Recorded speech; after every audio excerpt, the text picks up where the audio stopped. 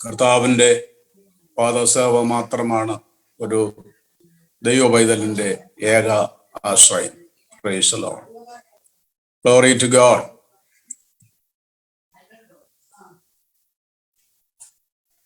ദൈവം ജഡത്തിൽ വെളിപ്പെട്ടു, ആത്മാവിൽ നീതീകരിക്കപ്പെട്ടു, ദൂതന്മാർക്ക് പ്രത്യക്ഷനായി, ജാതികളുടെ ഇടയിൽ പ്രസംഗിക്കപ്പെട്ടു, തേജസ്സിൽ എടുക്കപ്പെട്ടു എന്നിങ്ങനെ ദൈവഭക്തിയുടെ മർമ്മം സമതമാമണ്ണം വലിയതാകുന്നു. Praise the Lord. ജഡത്തിൽ വെളിപ്പെട്ട നിത്യപിതാവും സർവശക്തനുമായ ഏക സത്യദൈവമായ യേശു ക്രിസ്തുവിന് ഇന്ന് പകൽക്കാലം സകല മഹത്വവും, സകല സ്തുതിയും, സകല ആരാധനയും, സകല പുകഴ്ചയും ഉണ്ടാകുമാറാകട്ടെ. ആമേൻ. Praise the Lord. ഇന്നത്തെ നമ്മുടെ വചന ധ്യാനത്തിലേക്ക് നമ്മൾ പ്രവേശിക്കുകയാണ്. Praise the Lord.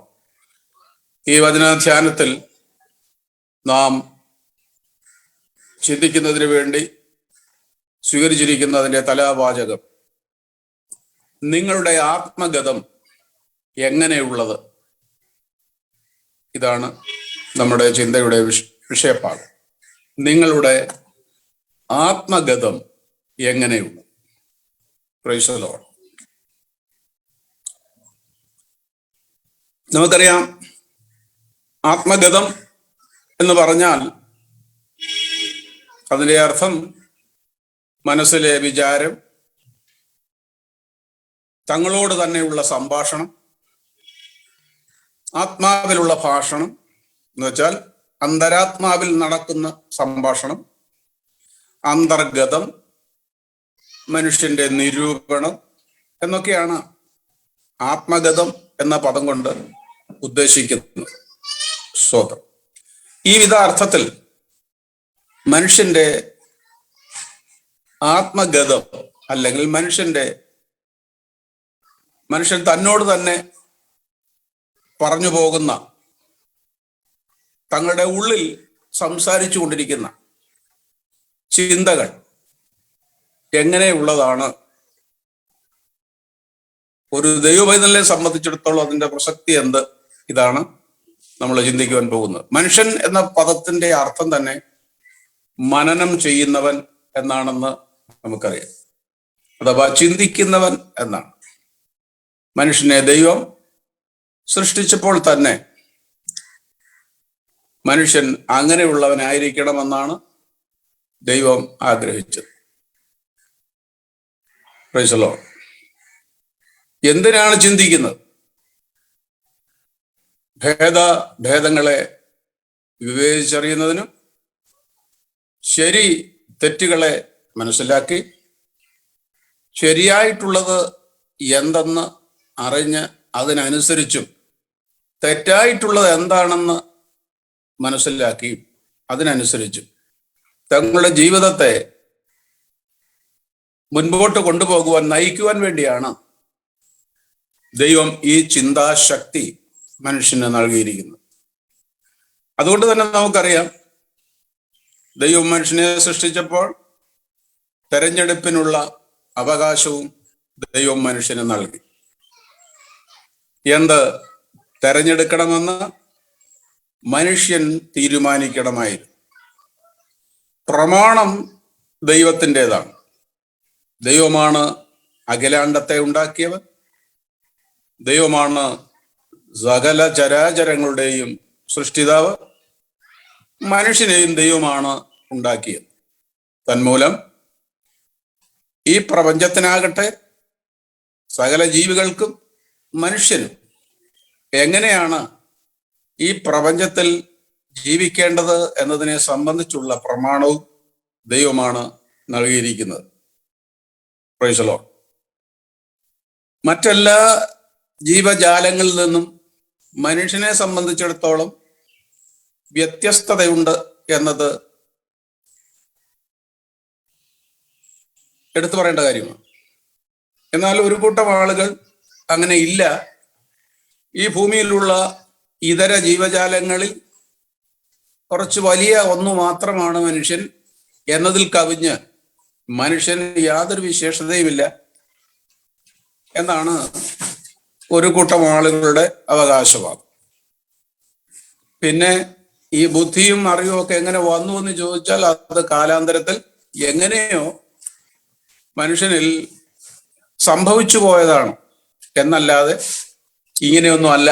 മറ്റ് ജീവജാലങ്ങളെ പോലെ, മൃഗങ്ങളെ പോലെ, ജന്തുക്കളെ പോലെ ഒക്കെ മാത്രമേ മനുഷ്യനുള്ളൂ എന്നുള്ളതാണ്.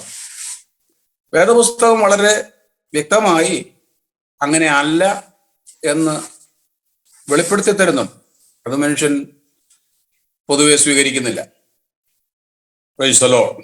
എന്നാൽ നമുക്ക് ദൈവമക്കളെ സംബന്ധിച്ചിടത്തോളം വിശ്വസനീയമായ, അംഗീകാരയോഗ്യമായ ഒരു പ്രമാണം ദൈവവചനമാകയാൽ അതിനെ അക്ഷരം പ്രതി, ചുരുക്കം പറഞ്ഞാൽ കണ്ണുമടച്ച് വിശ്വസിക്കുവാൻ നാം തയ്യാറാകുന്നു, ഇടയാകുന്നു. Praise the Lord. അതുകൊണ്ട് മനുഷ്യനെ സംബന്ധിച്ചിടത്തോളം പ്രധാനമായി ഞാനിവിടെ കൊണ്ടുവരാൻ ആഗ്രഹിക്കുന്നത് മനുഷ്യന്റെ തെരഞ്ഞെടുപ്പിന് വേണ്ടിയുള്ള അവകാശം ദൈവം മനുഷ്യൻ നൽകിയത് കൊണ്ട് സ്വയം മനുഷ്യന് കാര്യത്തിന്മേൽ തീരുമാനമെടുക്കുവാൻ കഴിയും. ഏത് കാര്യത്തിന്മേൽ? എല്ലാ കാര്യത്തിന്മേലും മനുഷ്യന് സ്വതന്ത്രമായി തീരുമാനമെടുക്കുവാൻ കഴിയുന്ന വിധത്തിലാണ് എന്നതുകൊണ്ട് തോന്നിയതുപോലെ ജീവിച്ചു പോകാനുള്ള അവകാശമുണ്ടെന്നല്ല അതിന്റെ അർത്ഥം. Price the Lord. അവരവർക്ക് ഇഷ്ടം പോലെ ജീവിച്ചു പോകാം എന്ന ഒരു അനുവാദമാണ് ഇതിലൂടെ ദൈവം നൽകിയിരിക്കുന്നത് എന്നല്ല. എന്നാൽ തീരുമാനം അങ്ങനെയാണെങ്കിൽ അങ്ങനെ ആയിക്കൊള്ളട്ടെ എന്നുള്ളതേ ഉള്ളൂ. സഭാപ്രസംഗങ്ങളുടെ പുസ്തകത്തിൽ നമ്മൾ വായിക്കുന്നുണ്ടല്ലോ, നിനക്ക് ഇഷ്ടമുള്ളതുപോലെയും നിനക്ക് ബോധിച്ച വണ്ണവും നടന്നുകൊള്ളുക. അതിനുള്ള സ്വാതന്ത്ര്യം ഓരോരുത്തർക്കും ഉണ്ട്. എന്നാൽ ഇതെല്ലാം നിമിത്തം, ഇവയൊക്കെയും നിമിത്തം ഒരു ദിവസം നീ ന്യായവിസ്താരത്തിന് മുൻപിൽ വരേണ്ടി വരും എന്ന കാര്യവും അറിഞ്ഞുകൊള്ളണം എന്ന മുന്നറിയിപ്പും തന്നിട്ടുണ്ട്. അതുകൊണ്ട് ഏതായിരുന്നാലും മനുഷ്യന്റെ ചിന്ത, മനുഷ്യന്റെ വിചാരങ്ങൾ, മനുഷ്യന്റെ മനസ്സിലൂടെ കടന്നു പോകുന്ന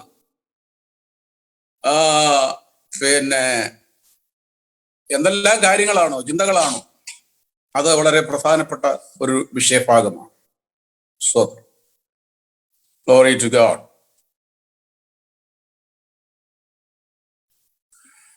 മനുഷ്യൻ തന്നോട് തന്നെ സംസാരിക്കുവാൻ ഇടയായിത്തീരുന്ന പ്രധാനപ്പെട്ട രണ്ട് സ്വഭാവങ്ങളുണ്ട്, രണ്ട് സംഗതികളുണ്ട്.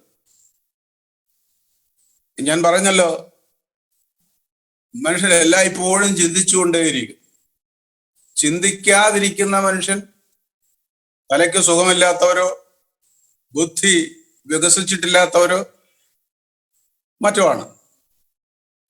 തികഞ്ഞ ഒരു മനുഷ്യൻ, പക്വതയുള്ള ഒരു മനുഷ്യൻ എല്ലായ്പ്പോഴും ചിന്തയിൽ കഴിയുന്നവനാണ്, ചിന്തിക്കുന്നവനാണ്. അവന്റെ ഉറക്കത്തിൽ മാത്രമേ ഉള്ളൂ ചിലപ്പോൾ ചിന്തിക്കാതിരിക്കുന്നത്. ചില ചിന്തകൾ, അല്ലെങ്കിൽ ചിലപ്പോൾ അവരിൽ ശക്തമായി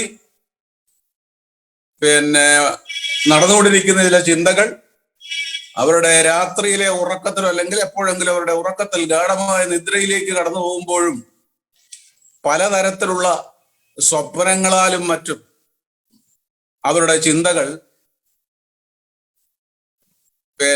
രൂപപ്പെട്ടു വരാറ്. എന്തായിരുന്നാലും ഉറക്കത്തിലായിരുന്നാലും മനുഷ്യനെ ഇത് സ്വാധീനിക്കുന്നു എന്നുള്ളത് ശരിയാണ്. അവന്റെ നേരത്തെയുള്ള മനസ്സിലുള്ള ചിന്തകളും വിഷയങ്ങളും ഒക്കെ യുടെ അടിസ്ഥാനത്തിൽ ആണ് ഈ സ്വപ്നങ്ങൾ ഉണ്ടാകുന്നതെന്ന് ദൈവവചനം തന്നെ രേഖപ്പെടുത്തിയിരിക്കുന്നത് നമുക്കറിയാം. ഏതായാലും ആകട്ടെ, അതുകൊണ്ട് രണ്ട് പ്രധാനപ്പെട്ട മനുഷ്യൻ തന്നോട് തന്നെ സംസാരിക്കുന്ന, തന്റെ ഉള്ളത്തിൽ ചിന്തിക്കാൻ ഇടയാക്കുന്ന പ്രധാനപ്പെട്ട രണ്ട് സാഹചര്യങ്ങൾ, രണ്ട് സന്ദർഭങ്ങളാണ് ഉണ്ടാവുക. ഒന്ന്, മനുഷ്യൻ തൻ്റെ കഴിവ്, തൻ്റെ ഓരോ വിഷയത്തിന്മേലുള്ള നിപുണത, അതുപോലെ മനുഷ്യന്റെ ഭാവി സ്വപ്നങ്ങൾ എന്നിവയെക്കുറിച്ചുള്ള കണക്ക് കൂട്ടലുകൾ നിമിത്തം താൻ തന്നോട് തന്നെ തന്നെ സ്വയം പ്രശംസിച്ചുകൊണ്ട്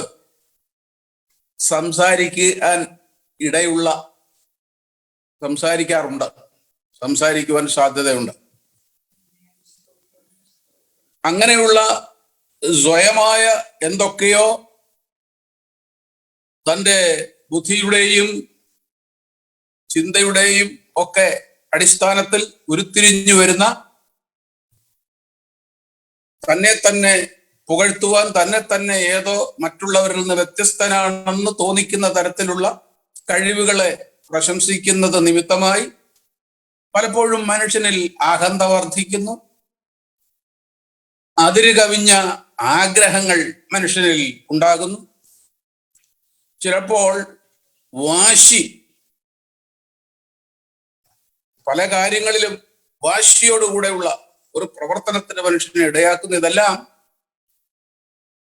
വെറുതെ വന്നു ചേരുന്നതല്ല.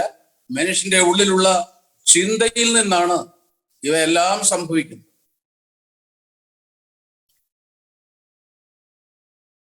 മനുഷ്യന്റെ ചിന്ത ഒരിക്കലും അവസാനിക്കുന്നില്ല. മരണം വരെ ഒന്നും പ്രവർത്തിക്കാൻ പോലും ശരീരം കൊണ്ട് കഴിയത്തില്ലെങ്കിലും ചിന്ത ശക്തിയുള്ളൊരു മനുഷ്യൻ എപ്പോഴും ചിന്തിച്ചുകൊണ്ടേയിരിക്കും. Price the Lord. അപ്പോ ചിന്തയുടെ ഒരു സ്വഭാവം ഇങ്ങനെയാണ്. രണ്ടാമത്തെ സ്വഭാവം എന്ന് പറയുന്നത് ഈ വിധത്തിലുള്ള ചിന്തകൾക്കനുസരിച്ച് ഭാവിയെക്കുറിച്ചുള്ള സ്വപ്നങ്ങളായിരുന്നാലും തൻ്റെ കഴിവിന്മേലും തൻ്റെ മിടുക്കിന്മേലും സാമർഥ്യത്തിന്മേലും ഒക്കെയുള്ള പ്രശംസയും അതിന്മേലുള്ള അഹന്തയും അതിന്മേലുള്ള അതിര് കവിഞ്ഞ താല്പര്യങ്ങളും വാശിയോടുകൂടെയുള്ള പ്രവർത്തനങ്ങൾ, ഇതൊക്കെ താൻ നയിക്കുന്നതിന് തന്നെ പ്രേരിപ്പിക്കുമ്പോൾ തന്നെ അങ്ങനെയുള്ള പ്രവർത്തനത്തിൽ തൻ്റെ കണക്കുകൂട്ടലുകൾ തെറ്റുവാനിടയായി തീർന്ന, തൻ്റെ കണക്കുകൂട്ടലുകൾക്ക് ഭ്രംശം സംഭവിച്ച, അതുമൂലം തനിക്ക് സംഭവിക്കുന്ന നഷ്ടം, അതുകൊണ്ട് തനിക്കുണ്ടാകുന്ന പരാജയം, തൻ്റെ ജീവിതത്തിൽ ഉണ്ടാകുന്ന ദുരന്തങ്ങൾ എന്നിവ നിമിത്തം നിസ്സഹായനായ അവസ്ഥയിൽ എന്താണ് ഇനി ചെയ്യേണ്ടത് എന്നറിയാൻ കഴിയാത്ത ഒരു നിസ്സഹായ അവസ്ഥയിൽ താൻ എത്തിച്ചേരുമ്പോൾ അപ്പോഴും താൻ തൻ്റെ ഉള്ളിൽ പല വിധത്തിലുള്ള ചിന്തകൾ കടന്നുവരുകയുണ്ടായി. തൻ്റെ മനസാക്ഷിയോട് തന്നെ താൻ സംസാരിക്കുവാനായിട്ടുള്ളത്, ഇതെന്തുകൊണ്ട് ഇങ്ങനെ സംഭവിച്ചു? അപ്പോ അതിന് നിഗമനങ്ങൾ പലതും എത്തിച്ചേരും. ഞാനിതെല്ലാം പറഞ്ഞു പോകാൻ ആഗ്രഹിക്കുന്ന മനുഷ്യന്റെ അവസ്ഥ ഞാൻ ഈ പറയുമ്പോൾ തന്നെ നിങ്ങൾക്ക് മനസ്സിലാവുമെന്ന് ഞാൻ വിചാരിക്കും. അപ്പോ എനിക്കിത് വരാൻ കാരണം ചിലപ്പോൾ ഇന്നാരാണെന്ന് ചിന്തിക്കും, അല്ലെങ്കിൽ ഏതെങ്കിലും ആരിലെങ്കിലും ഒക്കെ ഈ കുറ്റം അല്ലെങ്കിൽ ഈ പരാജയത്തിന്റെ കാരണങ്ങൾ സ്ഥാപിക്കുവാൻ മനുഷ്യന് ശ്രമിക്കും. അപ്പോൾ അതോടുകൂടെ എന്ത് സംഭവിക്കുന്നു ചോദിച്ചാൽ കോപമുണ്ടാകും, വാശിയായി, വൈരാഗ്യമായി, പകയായി, ദ്വേഷമായി, ഇങ്ങനെ ചിന്തകൾ ഇങ്ങനെ ബ്രേക്ക് ഇടാൻ കഴിയാത്ത വിധത്തിൽ ഇങ്ങനെ കടന്നുപോയിക്കൊണ്ടേയിരിക്കും. Price the Lord. ഞാൻ പറയട്ടെ, രക്ഷിക്കപ്പെട്ടവരായിരുന്നാലും രക്ഷിക്കപ്പെടാത്തവരായിരുന്നാലും വ്യത്യാസം കൂടാതെ തന്നെ സകല മനുഷ്യരും ഇത്തരത്തിൽ തങ്ങളുടെ അന്തരാത്മാവിൽ, അന്തരംഗത്തിൽ തങ്ങളോട് തന്നെ മനസ്സാക്ഷിയോട് തങ്ങളോട് തന്നെ സംസാരിച്ചു കൊണ്ടിരിക്കുന്നവരാണ്. ശബ്ദം പുറത്തു വരുന്നില്ലെങ്കിലും, വാക്കുകൾ പുറത്തു വരുന്നില്ലെങ്കിലും സകല മനുഷ്യരും ചിന്തിക്കുന്നവരാണ് അന്തരംഗത്തിൽ. Praise the Lord. ഈ രക്ഷിക്കപ്പെടാത്തവരെ സംബന്ധിച്ചിടത്തോളം നമ്മൾ പരിശോധിച്ചാൽ അവരുടെ ചിന്തകളെല്ലാം എല്ലായ്പ്പോഴും ലൗകികമായിട്ടുള്ളതായി, ഈ ലോകത്തിന്റെ ചിന്തയായിരിക്കും അവർക്കുള്ളത്. രക്ഷിക്കപ്പെടാത്തവരിൽ ഈ ലോകത്തിന്റെ ചിന്തയാണ് എപ്പോഴും ഭരിച്ചുകൊണ്ടിരിക്കുന്നത്. ആമേൻ. ഞാൻ ചോദിക്കട്ടെ, ഈ രക്ഷിക്കപ്പെട്ടവരിലും ഈ ലോകത്തിന്റെ ചിന്തയാണ് ഭരിക്കുന്നതെങ്കിൽ അതൊരു വിരോധാഭാസമായ, രക്ഷിക്കപ്പെട്ടു എന്ന് അവകാശപ്പെടുന്നവരിൽ ഒരു നല്ല കൂട്ടം ആളുകളിൽ ലോകത്തിന്റെ ചിന്തയാണ് ഭരിച്ചുകൊണ്ടിരിക്കുന്നത്. അങ്ങനെ ഭരിച്ചുകൊണ്ടിരിക്കുന്നത് കൊണ്ടാണല്ലോ പൗലൂസ് നിങ്ങൾ ഭൂമിയിലുള്ളതല്ല ഉയരത്തിലുള്ളത് തന്നെ ചിന്തിപ്പീൻ എന്ന് പറയേണ്ടി വന്നത്. അതുപോലെ ധാരാളം വാക്യങ്ങൾ ദൈവമക്കളെ ഉണർത്തിച്ചുകൊണ്ട് തിരുവെഴുത്ത് പറയുന്നുണ്ട്, നിങ്ങൾ ജഡത്തിനായി ചിന്തിക്കരുത് എന്ന് തിരുവെഴുത്തിലൂടെ പൗലൂസ് ഓർമ്മിപ്പിക്കുന്ന നമുക്കറിയാം. അപ്പോ രക്ഷിക്കപ്പെടാത്ത ആളുകൾ അവരെ അലട്ടിക്കൊണ്ടിരിക്കുന്നത് എപ്പോഴും ലൗകികവും ജഡീകവുമായ കാര്യങ്ങളെ കുറിച്ച് ഉള്ള വിഷയങ്ങളാണ്. അതേക്കുറിച്ചുള്ള മനോഗതമാണ് അവരെ അലട്ടുന്നത്. ഇനി എന്തിന് ജീവിക്കണമെന്ന് പോലും ചിലർ തങ്ങളോട് തന്നെ ചോദിക്കാൻ ഇടയാകാറുണ്ട്. അവർക്ക് വരുന്ന ദുരന്തങ്ങളുടെയും അവരാഗ്രഹിക്കുന്നതിന് വിപരീതമായി കാര്യങ്ങൾ സംഭവിക്കുകയും ചെയ്യുമ്പോൾ അവർ കണക്കുകൂട്ടി തയ്യാറാക്കിയ പദ്ധതികൾ ആകപ്പാടെ കുഴഞ്ഞു മറിഞ്ഞു വരുമ്പോൾ, വലിയ വലിയ നഷ്ടങ്ങൾ സംഭവിക്കുമ്പോൾ ഇനി ഭൂമിയിൽ ജീവിച്ചിരുന്നിട്ട് കാര്യമില്ല എന്ന് ചിന്തിച്ചുകൊണ്ട് തന്നെയാണ് പലരും തങ്ങളുടെ ജീവനെ പോലും ഒടുക്കുവാനിടയായിത്തീരുന്നത്.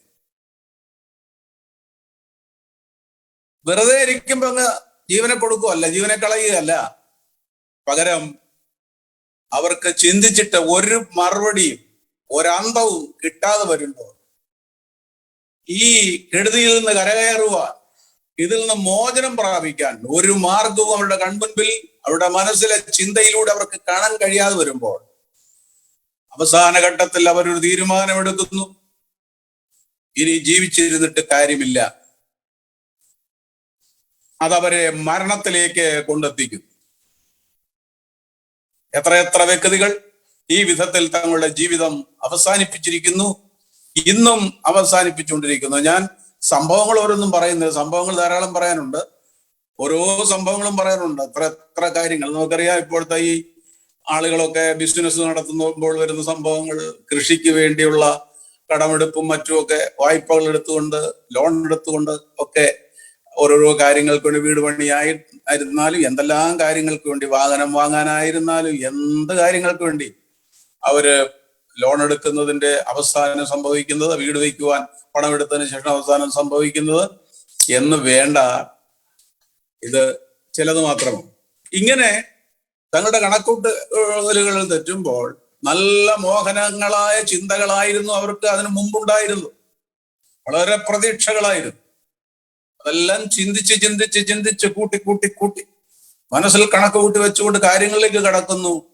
സംഗതികൾ അവരുടെ കഴിവുകേട് കൊണ്ട് മാത്രമായിരിക്കണമെന്നില്ല, പല കാരണങ്ങളാലും ആ സ്വപ്നങ്ങൾ തങ്ങൾക്ക് നേടിയെടുക്കുവാൻ കഴിയാതെ പോകുന്നത് ഒരു വലിയ ബാധ്യതയിലേക്ക് അവർ പ്രവേശിക്കുന്നു. ഇനി ജീവിച്ചിരുന്നിട്ട് കാര്യമില്ലെന്ന് ചിന്തിക്കുന്നു. Price the Lord. അവസാനം ഒരു തീരുമാനത്തിലെത്തുന്നു, ജീവിതം അവസാനിപ്പിക്കും. സ്വതം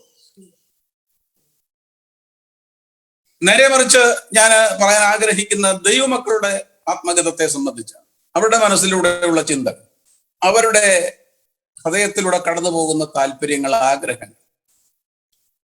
പ്രൈസ് ദി ലോർഡ്.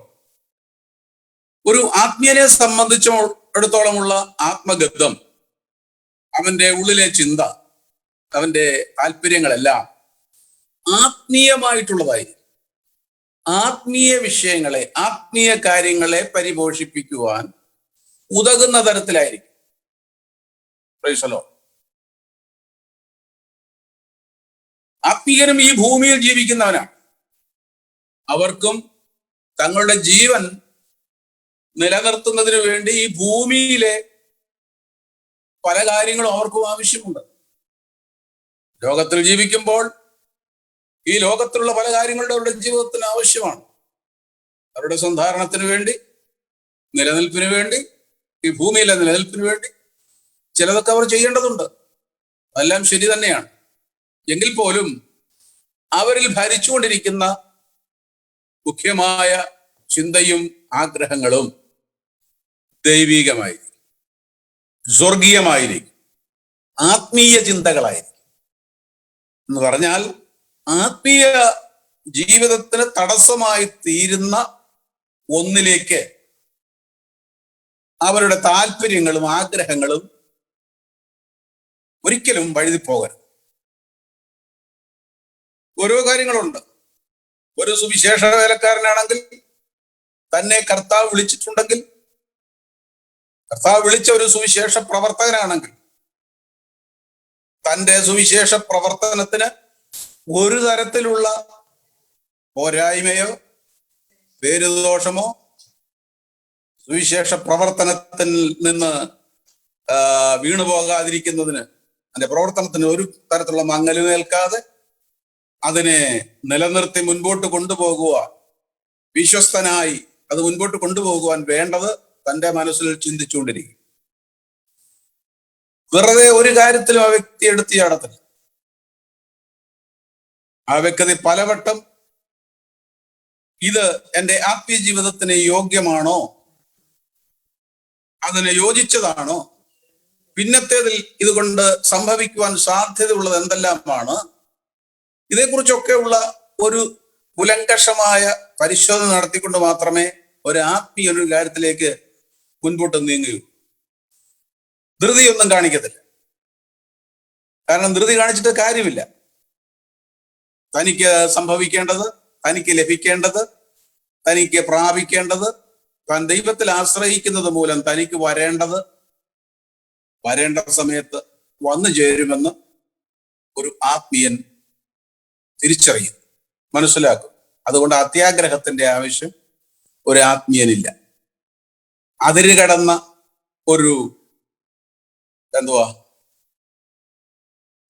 ഒരു ഭയമോ ഭീതിയോ ഒന്നും ആ വ്യക്തിയിൽ ഭരിക്കുന്നില്ല. എന്തുകൊണ്ട്? ദൈവത്തിൽ ആശ്രയിക്കും. Praise the Lord. ഞാൻ ഭയപ്പെടുകയില്ല, ഞാൻ കുലുങ്ങിപ്പോകയില്ല. ഒരു ഭക്തൻ പറയുന്നതാണ്, ഞാൻ യഹോവയിൽ ആശ്രയിക്കും. Praise the Lord. അതുകൊണ്ട് ദൈവത്തിൽ ആശ്രയിക്കുന്ന ഒരു വ്യക്തിക്ക് ചിന്തയില്ലാത്തത് കൊണ്ടല്ല. അവർ ചിന്തിക്കുന്നു ആഴമായി. ഞാൻ പറഞ്ഞല്ലോ, സകല മനുഷ്യരും വളരെയധികം ആഴമായി ചിന്തിക്കുന്നവരെ, ചിന്തിക്കാത്തവർ മനുഷ്യരല്ല. ദൈവം അങ്ങനെയാണ് മനുഷ്യനെ നിർമ്മിച്ചിരിക്കുന്നത്, ഉണ്ടാക്കിയിരിക്കുന്നത്. അപ്പൊ അതുകൊണ്ട് തന്നെ ഒരു ആത്മീയൻ എപ്പോഴും ആത്മീയമായതിനെ ചിന്തിക്കുന്നു. അതുവഴി എന്ത് സംഭവിക്കുമെന്ന് ചോദിച്ചാൽ, നിത്യജീവനിലേക്ക് ആ ചിന്ത തന്നെ കൊണ്ടെത്തിക്കുവാനിടയായിത്തീരും. ലോകത്തിന്റെ ചിന്ത പലപ്പോഴും മരണത്തിലേക്ക് അവനെ കൊണ്ടെത്തിക്കുന്നു. എന്നാൽ ആത്മീയ ചിന്ത, ദൈവിക ചിന്ത, ദൈവവുമായുള്ള ബന്ധത്തിൽ നിലനിൽക്കുവാൻ ഇടയാക്കി തീർക്കുന്ന ചിന്ത ആ വ്യക്തിയെ നിത്യജീവനിലേക്ക് കൊണ്ടെത്തിക്കുവാൻ ഇടയായിത്തീരുന്നു. Praise the Lord. ആമേൻ.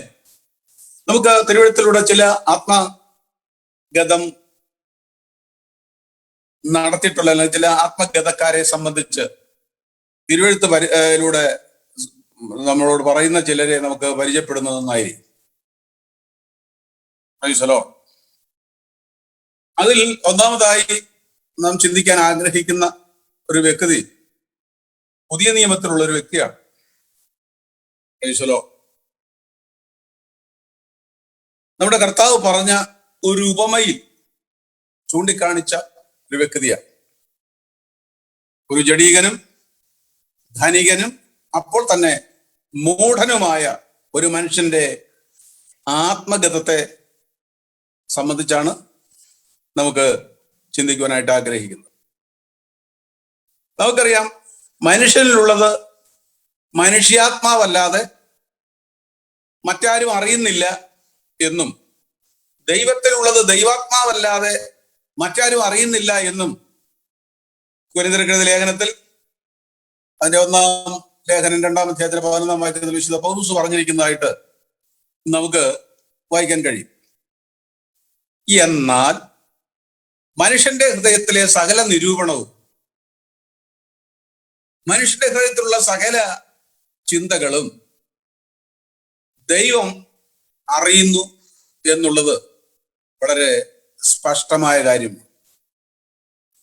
ദാവീദ് പറഞ്ഞു, നീ മുഴുവനും അറിയാതെ ഒരു വാക്കും എൻ്റെ നാവിന്മേലില്ല.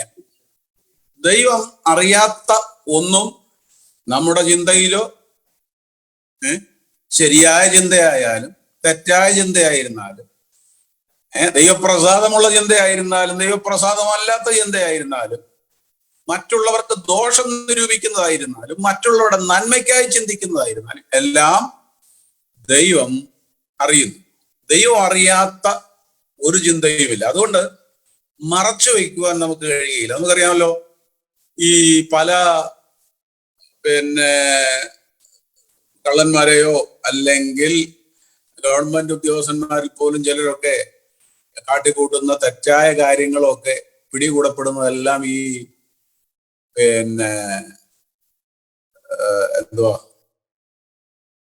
അവിടെ വെച്ചിരിക്കുന്ന ക്യാമറ മൂലമാണെന്ന് നമുക്കറിയാം. പലയിടങ്ങളിലും ക്യാമറകൾ സ്ഥാപിക്കപ്പെടുന്നത് പലരും അറിയത്തില്ല. ക്യാമറയുടെ രീതി തന്നെ പല രീതിയിലുണ്ട്. അതുകൊണ്ട് ചിലയിടത്ത് ക്യാമറ വെച്ചിട്ടുണ്ടെന്ന് പോലും ആരും അറിയത്തേയില്ല. അവിടെ നടക്കുന്ന സകല സംഭവങ്ങളും ഒപ്പിയെടുക്കാൻ ഇടവരികയും ചെയ്യും. ഇങ്ങനെ ക്യാമറകൾ വെച്ച് വീട്ടിലായിരുന്നാലും പുറത്തായിരുന്നാലും ഓരോ ഇടങ്ങളിലും സംഭവിച്ചിട്ടുള്ള കാര്യങ്ങളെ ഒപ്പിയെടുത്ത് വേണ്ടപ്പെട്ടവർ കാണുന്നതിനാലും അറിയുന്നതിനാലും ഉണ്ടാകുന്ന പൊല്ലാപ്പും പ്രശ്നങ്ങളും എത്ര ഭയാനകവും എത്ര വിഷമകരവുമാണെന്ന് നമുക്കറിയാം. അതിലൂടെ പല തെറ്റുകളും കണ്ടുപിടിക്കപ്പെടും. അങ്ങനെ മനുഷ്യന് ഭൂമിയിൽ അങ്ങനെ ഒരു സംവിധാനം ഉണ്ടെങ്കിൽ സ്വർഗത്തിലെ ദൈവത്തിന്റെ കണ്ണുകൾ ഈ ക്യാമറയെക്കാളും വെല്ലുന്ന കണ്ണുകളാണ്. സകലത്തെയും കാണുന്നവനാണ് ദൈവം എന്നുള്ളതിനാൽ ആർക്കും അവന് മുൻപിൽ ഒന്നും മറച്ചു വയ്ക്കുവാൻ കഴിയുകയില്ല. എബ്രായ ലേഖനക്കാരൻ പറയുമ്പോൾ അവന്റെ മുമ്പിൽ സകലതും നാഗ്നവും മലർന്നതുമായി കിടക്കുന്നു എന്ന് വെച്ചാൽ തുറക്കപ്പെട്ടതായി കിടക്കുന്നു. പൊതിഞ്ഞു വെക്കുന്ന പരിപാടി കൊണ്ടൊന്നും കാണാൻ കഴിയാതെ മറഞ്ഞിരിക്കുന്നില്ല. എല്ലാം തുറക്കപ്പെട്ടതായി തന്നെ അവന്റെ മുമ്പിൽ ഇരിക്കുന്നു. Praise the Lord. അപ്പോ ദാവീദ് പറയുന്ന നിരൂപണം നീ ദൂരത്ത് നിന്ന് ഗ്രഹിക്കുന്നു. Praise the Lord. നമുക്കറിയാം, മനുഷ്യന്റെ ആത്മഗതത്തെ സംബന്ധിച്ച് യേശു ഭൂമിയിലായിരുന്നപ്പോഴും നമുക്ക് കാണാൻ കഴിയും. തെറ്റായ നിരൂപണവുമായി, തെറ്റായ ചിന്തയുമായി, തെറ്റായ ഹൃദയ വിചാരവുമായി യേശുവിനെ സന്ധിച്ചവരെ യേശു തിരിച്ചറിഞ്ഞതായി, നിങ്ങൾ ഇങ്ങനെ നിരൂപിക്കുന്നതെന്ത് എന്ന് യേശു അവരോട് ചോദിച്ചു. യേശുവിന് വിരോധമായുള്ള നിരൂപണങ്ങളെയും യേശുവിനെ പരിഹസിക്കുന്ന ചിന്തകളും ഒക്കെ ഉള്ളവരായി യേശുവിനെ പരീക്ഷിക്കേണ്ടതിന്റെ അടുക്കൽ വന്നു നിന്നവരോട് യേശു അവരുടെ ഹൃദയത്തിന്റെ നിലപാടുകളെ അവൻ പ്രസ്താവിച്ച സന്ദർഭങ്ങൾ ഒട്ടനവധിയും. പലപ്പോഴും അവർ ആ വാക്കുകളുടെ മുമ്പിൽ ചൂളിപ്പോയിട്ടുണ്ട്. യേശു അവരെ ശക്തമായി ശാസിച്ചിട്ടുള്ള പല സന്ദർഭങ്ങളും നമുക്ക് കാണാൻ കഴിയും. Praise the Lord. അവർ ലജ്ജിതരായി പോകേണ്ടി വന്ന സന്ദർഭങ്ങളുണ്ട്. അതുകൊണ്ട് അവന്റെ കൺമുൻപിൽ ഒന്നും മറഞ്ഞിരിക്കുന്നില്ല, അവനെല്ലാം കാണുവാൻ കഴിയും. Praise the Lord. അതുകൊണ്ട് ആ മൂഢനായ ധനികനെ സംബന്ധിച്ചിടത്തോളം ലൂക്കോസ് സുവിശേഷം 12-ാം അധ്യായത്തിന്റെ 16 മുതലുള്ള വാക്യഭാഗങ്ങൾ 21 വരെ വേണമെങ്കിൽ നമ്മൾ പരിശോധിക്കുമ്പോൾ അതിന്റെ വിഷയഭാഗങ്ങൾ ഉൾക്കൊള്ളുന്നുണ്ട്. ഞാൻ അതെല്ലാം വായിക്കാൻ ഉദ്ദേശിക്കുന്നുണ്ട്.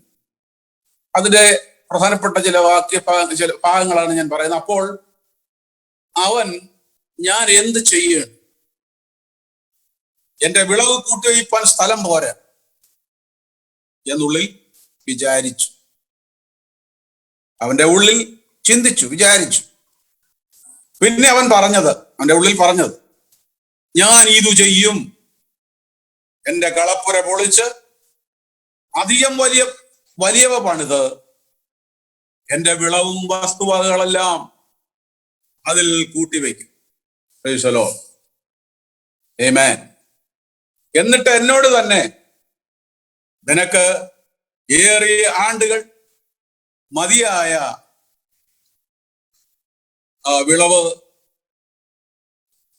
ഉണ്ടല്ലോ, അനേകം വസ്തുവകകളും നീ സ്വരൂപിച്ചു വെച്ചിട്ടുണ്ടല്ലോ, ആശ്വസിക്കുക, തിന്നുക, കുടിക്കുക, ആനന്ദിക്കുക എന്ന് ഞാൻ എന്നോട് തന്നെ പറയും.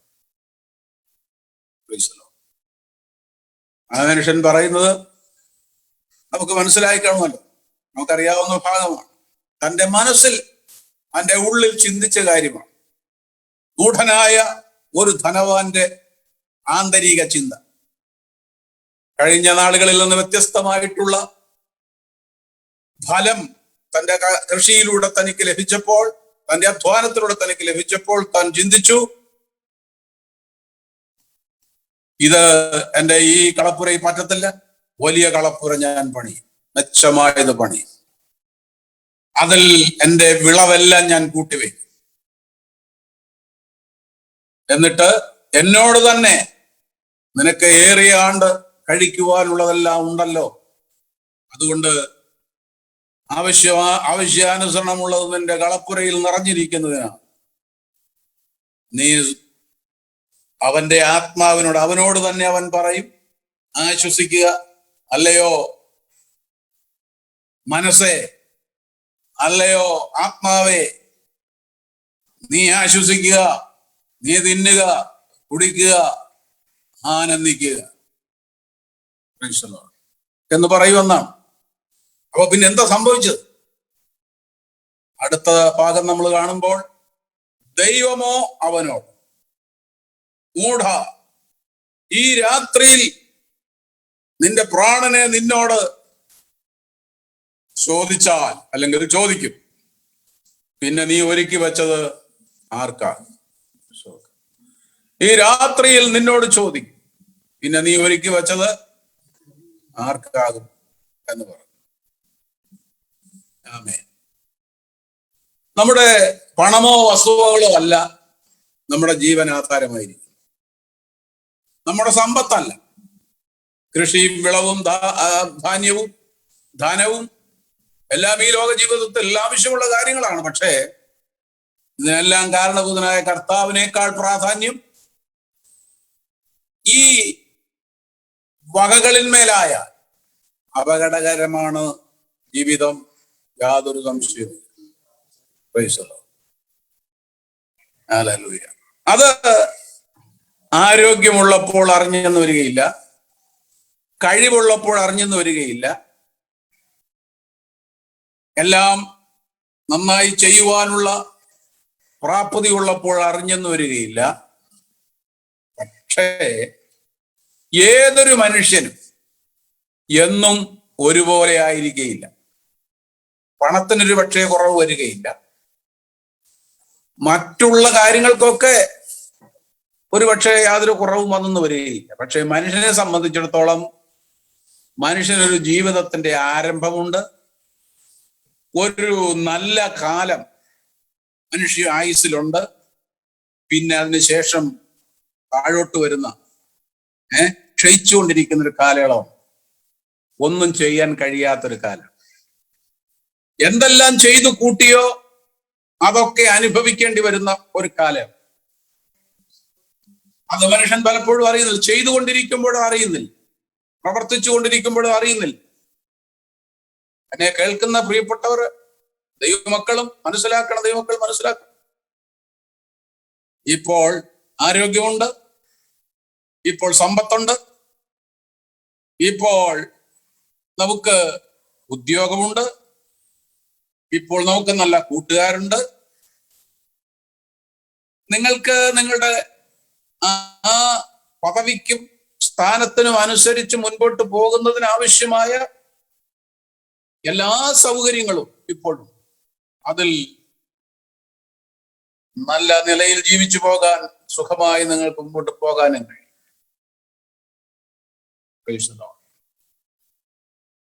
എത്ര പേര് അങ്ങനെ ജീവിച്ചു വന്നിട്ടുള്ളവർ ഇപ്പോഴത്തെ അവരുടെ ജീവിതത്തിന്റെ അവസ്ഥയിൽ അവരറിയാത്ത സമയത്ത് വന്നു ഭവിച്ചിട്ടുള്ള പലതും അവരെ ഇന്ന് നിരാശപ്പെടും, മാനസികമായി വളരെ തകർച്ചയിലേക്ക് കൊണ്ടുവരും. ഒരിക്കലും അവരെ അങ്ങനെ വിചാരിച്ചിട്ടേ ഇല്ല, അങ്ങനെ സംഭവിക്കുന്നു ഒരിക്കലും വിചാരിച്ചില്ല. വളരെ സന്തോഷത്തോടെ ജീവിച്ചു വരികയെ ഇതാ കാര്യങ്ങൾക്ക് തിരിച്ചടി. ഏഹ് ഇത് സംഭവിക്കും, എല്ലാവർക്കും സംഭവിക്കും, എനിക്കും സംഭവിക്കും, എല്ലാവർക്കും സംഭവിക്കും. പക്ഷേ അത് സംഭവിക്കുമ്പോഴും സന്തോഷിക്കുവാൻ കഴിയുന്ന, അങ്ങനെ വന്നാലും ദൈവത്തോടുള്ള ബന്ധത്തിലും ആത്മീയ ജീവിതത്തോടുള്ള കയ്പോ, ഏതെങ്കിലും വ്യക്തികളോടുള്ള കയ്പോ, വിരോധമോ, വൈരാഗ്യമോ, പകയോ മനസ്സിൽ കൊണ്ടു നടക്കാൻ ഇടവരാത്ത വിധത്തിലുള്ള ഒരു ജീവിതത്തെ കെട്ടുപണി ചെയ്യുവാൻ നിനക്ക് തന്നിരിക്കുന്ന ഈ നല്ല അവസരത്തെ നീ വിനിയോഗിച്ചാൽ നിന്റെ ജീവിതത്തിന്റെ അന്ത്യത്തിൽ, അല്ലെങ്കിൽ ഇങ്ങനെയുള്ള സാഹചര്യങ്ങൾ വരുമ്പോൾ സന്തോഷത്തോടെ ജീവിക്കുവാൻ അത് നിന്നെ പ്രാപ്തമാക്കും. ആമേൻ. നമുക്കെല്ലാം വേദപുസ്തകത്തിൽ നിന്നും അല്ലാതെ ഒക്കെ കുറെ നല്ല നല്ല അർത്ഥവാക്യങ്ങൾ കിട്ടാറുണ്ട്. അർത്ഥവാക്യങ്ങൾ എന്ന് പറഞ്ഞാൽ പലരും പറഞ്ഞിട്ടുള്ളതും പലരും ചെയ്തിട്ടുള്ളതുമായ കാര്യങ്ങളെ അവർ പിന്നെ അതിനെക്കുറിച്ച് പറഞ്ഞിരിക്കുന്ന വാക്കുകളൊക്കെ നമുക്ക് വളരെ ഹൃദയസ്പൃക്കായ നല്ല കൊള്ളാവുന്ന വാക്കുകളായി നമ്മൾ അതിനെ എടുത്തൊക്കെ നമ്മുടെ ഒരു അവസരങ്ങളൊക്കെ നമ്മൾ പറയാറുണ്ട്. എല്ലാവരും പറയുന്നതാണ്, പ്രസംഗരൊക്കെ പറയുന്നത്. പക്ഷെ അവരുടെ ജീവിതത്തിൽ വരുമ്പോൾ മാത്രം ഈ ആപ്തവാക്യം ഒന്നും അവർക്ക് പ്രശ്നമാണ്. മറ്റുള്ളവരോട് പറയാൻ പ്രസംഗിക്കാൻ കഴിവും പ്രാഗൽഭ്യവും തൻ്റെ ഇടവും അതുമൊക്കെയുള്ള അവസരങ്ങളൊക്കെ ലഭിക്കും. നല്ല രീതിയിൽ അതൊക്കെ പഠിച്ചു വെച്ചതൊക്കെ പറയുകയും ചെയ്യും. പക്ഷെ അവരുടെ ജീവിതത്തിൽ വരുമ്പോൾ അവർക്ക് ഈ ആപ്തവാക്യം ഒന്നും പറയാൻ, ഇത് നമ്മളൊന്ന് കണ്ടുവരുന്ന കാര്യം. സ്വതന്ത്രം. അപ്പൊ അതുകൊണ്ട് ഞാൻ പറഞ്ഞു വരുന്നു, ഇതൊക്കെ നമ്മുടെ ജീവിതത്തിന്റെ നല്ല സന്ദർഭങ്ങൾ. ഇപ്പോഴാകുന്നു നല്ല സമയം. നമ്മുടെ നല്ല സന്ദർഭങ്ങൾ അതിനനുസരിച്ചാണ് നിങ്ങൾ വിനിയോഗിക്കുന്നത്. നിങ്ങളുടെ ചിന്തകൾ അതിനനുസരിച്ചാണ് നിങ്ങളെ രൂപപ്പെടുത്തുവാൻ ഇടയാക്കി തീർക്കുന്നതെങ്കിൽ ആമേൻ, സ്തോത്രം. ഏതൊരു സാഹചര്യത്തിലും ദൈവത്തിന്റെ മഹത്വം കൊടുക്കാൻ കഴിയും. നമുക്ക് ദൈവത്തെ യോബിനെ കുറിച്ച് അറിയാം, മറ്റു പലരെ കുറിച്ചും അറിയാം. എന്തെല്ലാം തിക്താനുഭവങ്ങൾ ഉണ്ടായിട്ടുണ്ട് എങ്കിൽ പോലും അവരാ സന്ദർഭങ്ങളിലും നല്ലവരായിരിക്കുമ്പോൾ തന്നെ സംഭവിച്ചതായ അവർക്കുണ്ടായ പ്രശ്നങ്ങൾ, നല്ല കാലത്ത് നല്ലതായിരുന്നു, അതിനിടയിൽ വന്ന ദുരന്തങ്ങൾ അവർക്ക് ആ നന്മയെ കുറിച്ച് ഒരു തരത്തിലും അവർ കുറ്റപ്പെടുത്താൻ, അല്ലെങ്കിൽ അതിനിടയാക്കി തീർത്ത ദൈവത്തെ കുറ്റപ്പെടുത്തുക, മറ്റാരെയെങ്കിലും കുറ്റപ്പെടുത്താൻ അവർ ഒരിക്കലും തയ്യാറായിട്ടില്ല. Praise the Lord. അവർക്കറിയാമായിരുന്നു, യോബിന് അറിയാമായിരുന്നു, ഇത് ഭാവി കാലത്തുള്ള ആളുകൾക്ക് വേണ്ടി എന്നിലൂടെ ഒരു പാഠം നൽകുവാൻ ദൈവം ഒരു പരിശോധന വെച്ചിരിക്കുകയാണ്. ഇതിലൂടെ കൊള്ളാകുന്നവനായി തെളിഞ്ഞ ശേഷം പ്രൈസ് ദി ലോർഡ്, കർത്താവ് തന്നെ സ്നേഹിക്കുന്നവർക്ക് വാഗ്ദത്തം ചെയ്ത ജീവകിരീടത്തിന്റെ ആ അവകാശത്തിലേക്ക് പ്രവേശിക്കുവാൻ എനിക്ക് കഴിയും എന്ന് യോബ് വിശ്വസിച്ചു. നമുക്കറിയാം,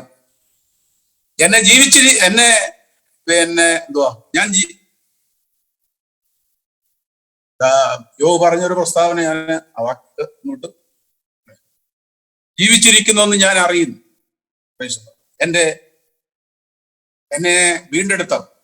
എന്നെ വീണ്ടെടുത്തവൻ ജീവിച്ചിരിക്കുന്നു എന്ന് ഞാൻ അറിയും.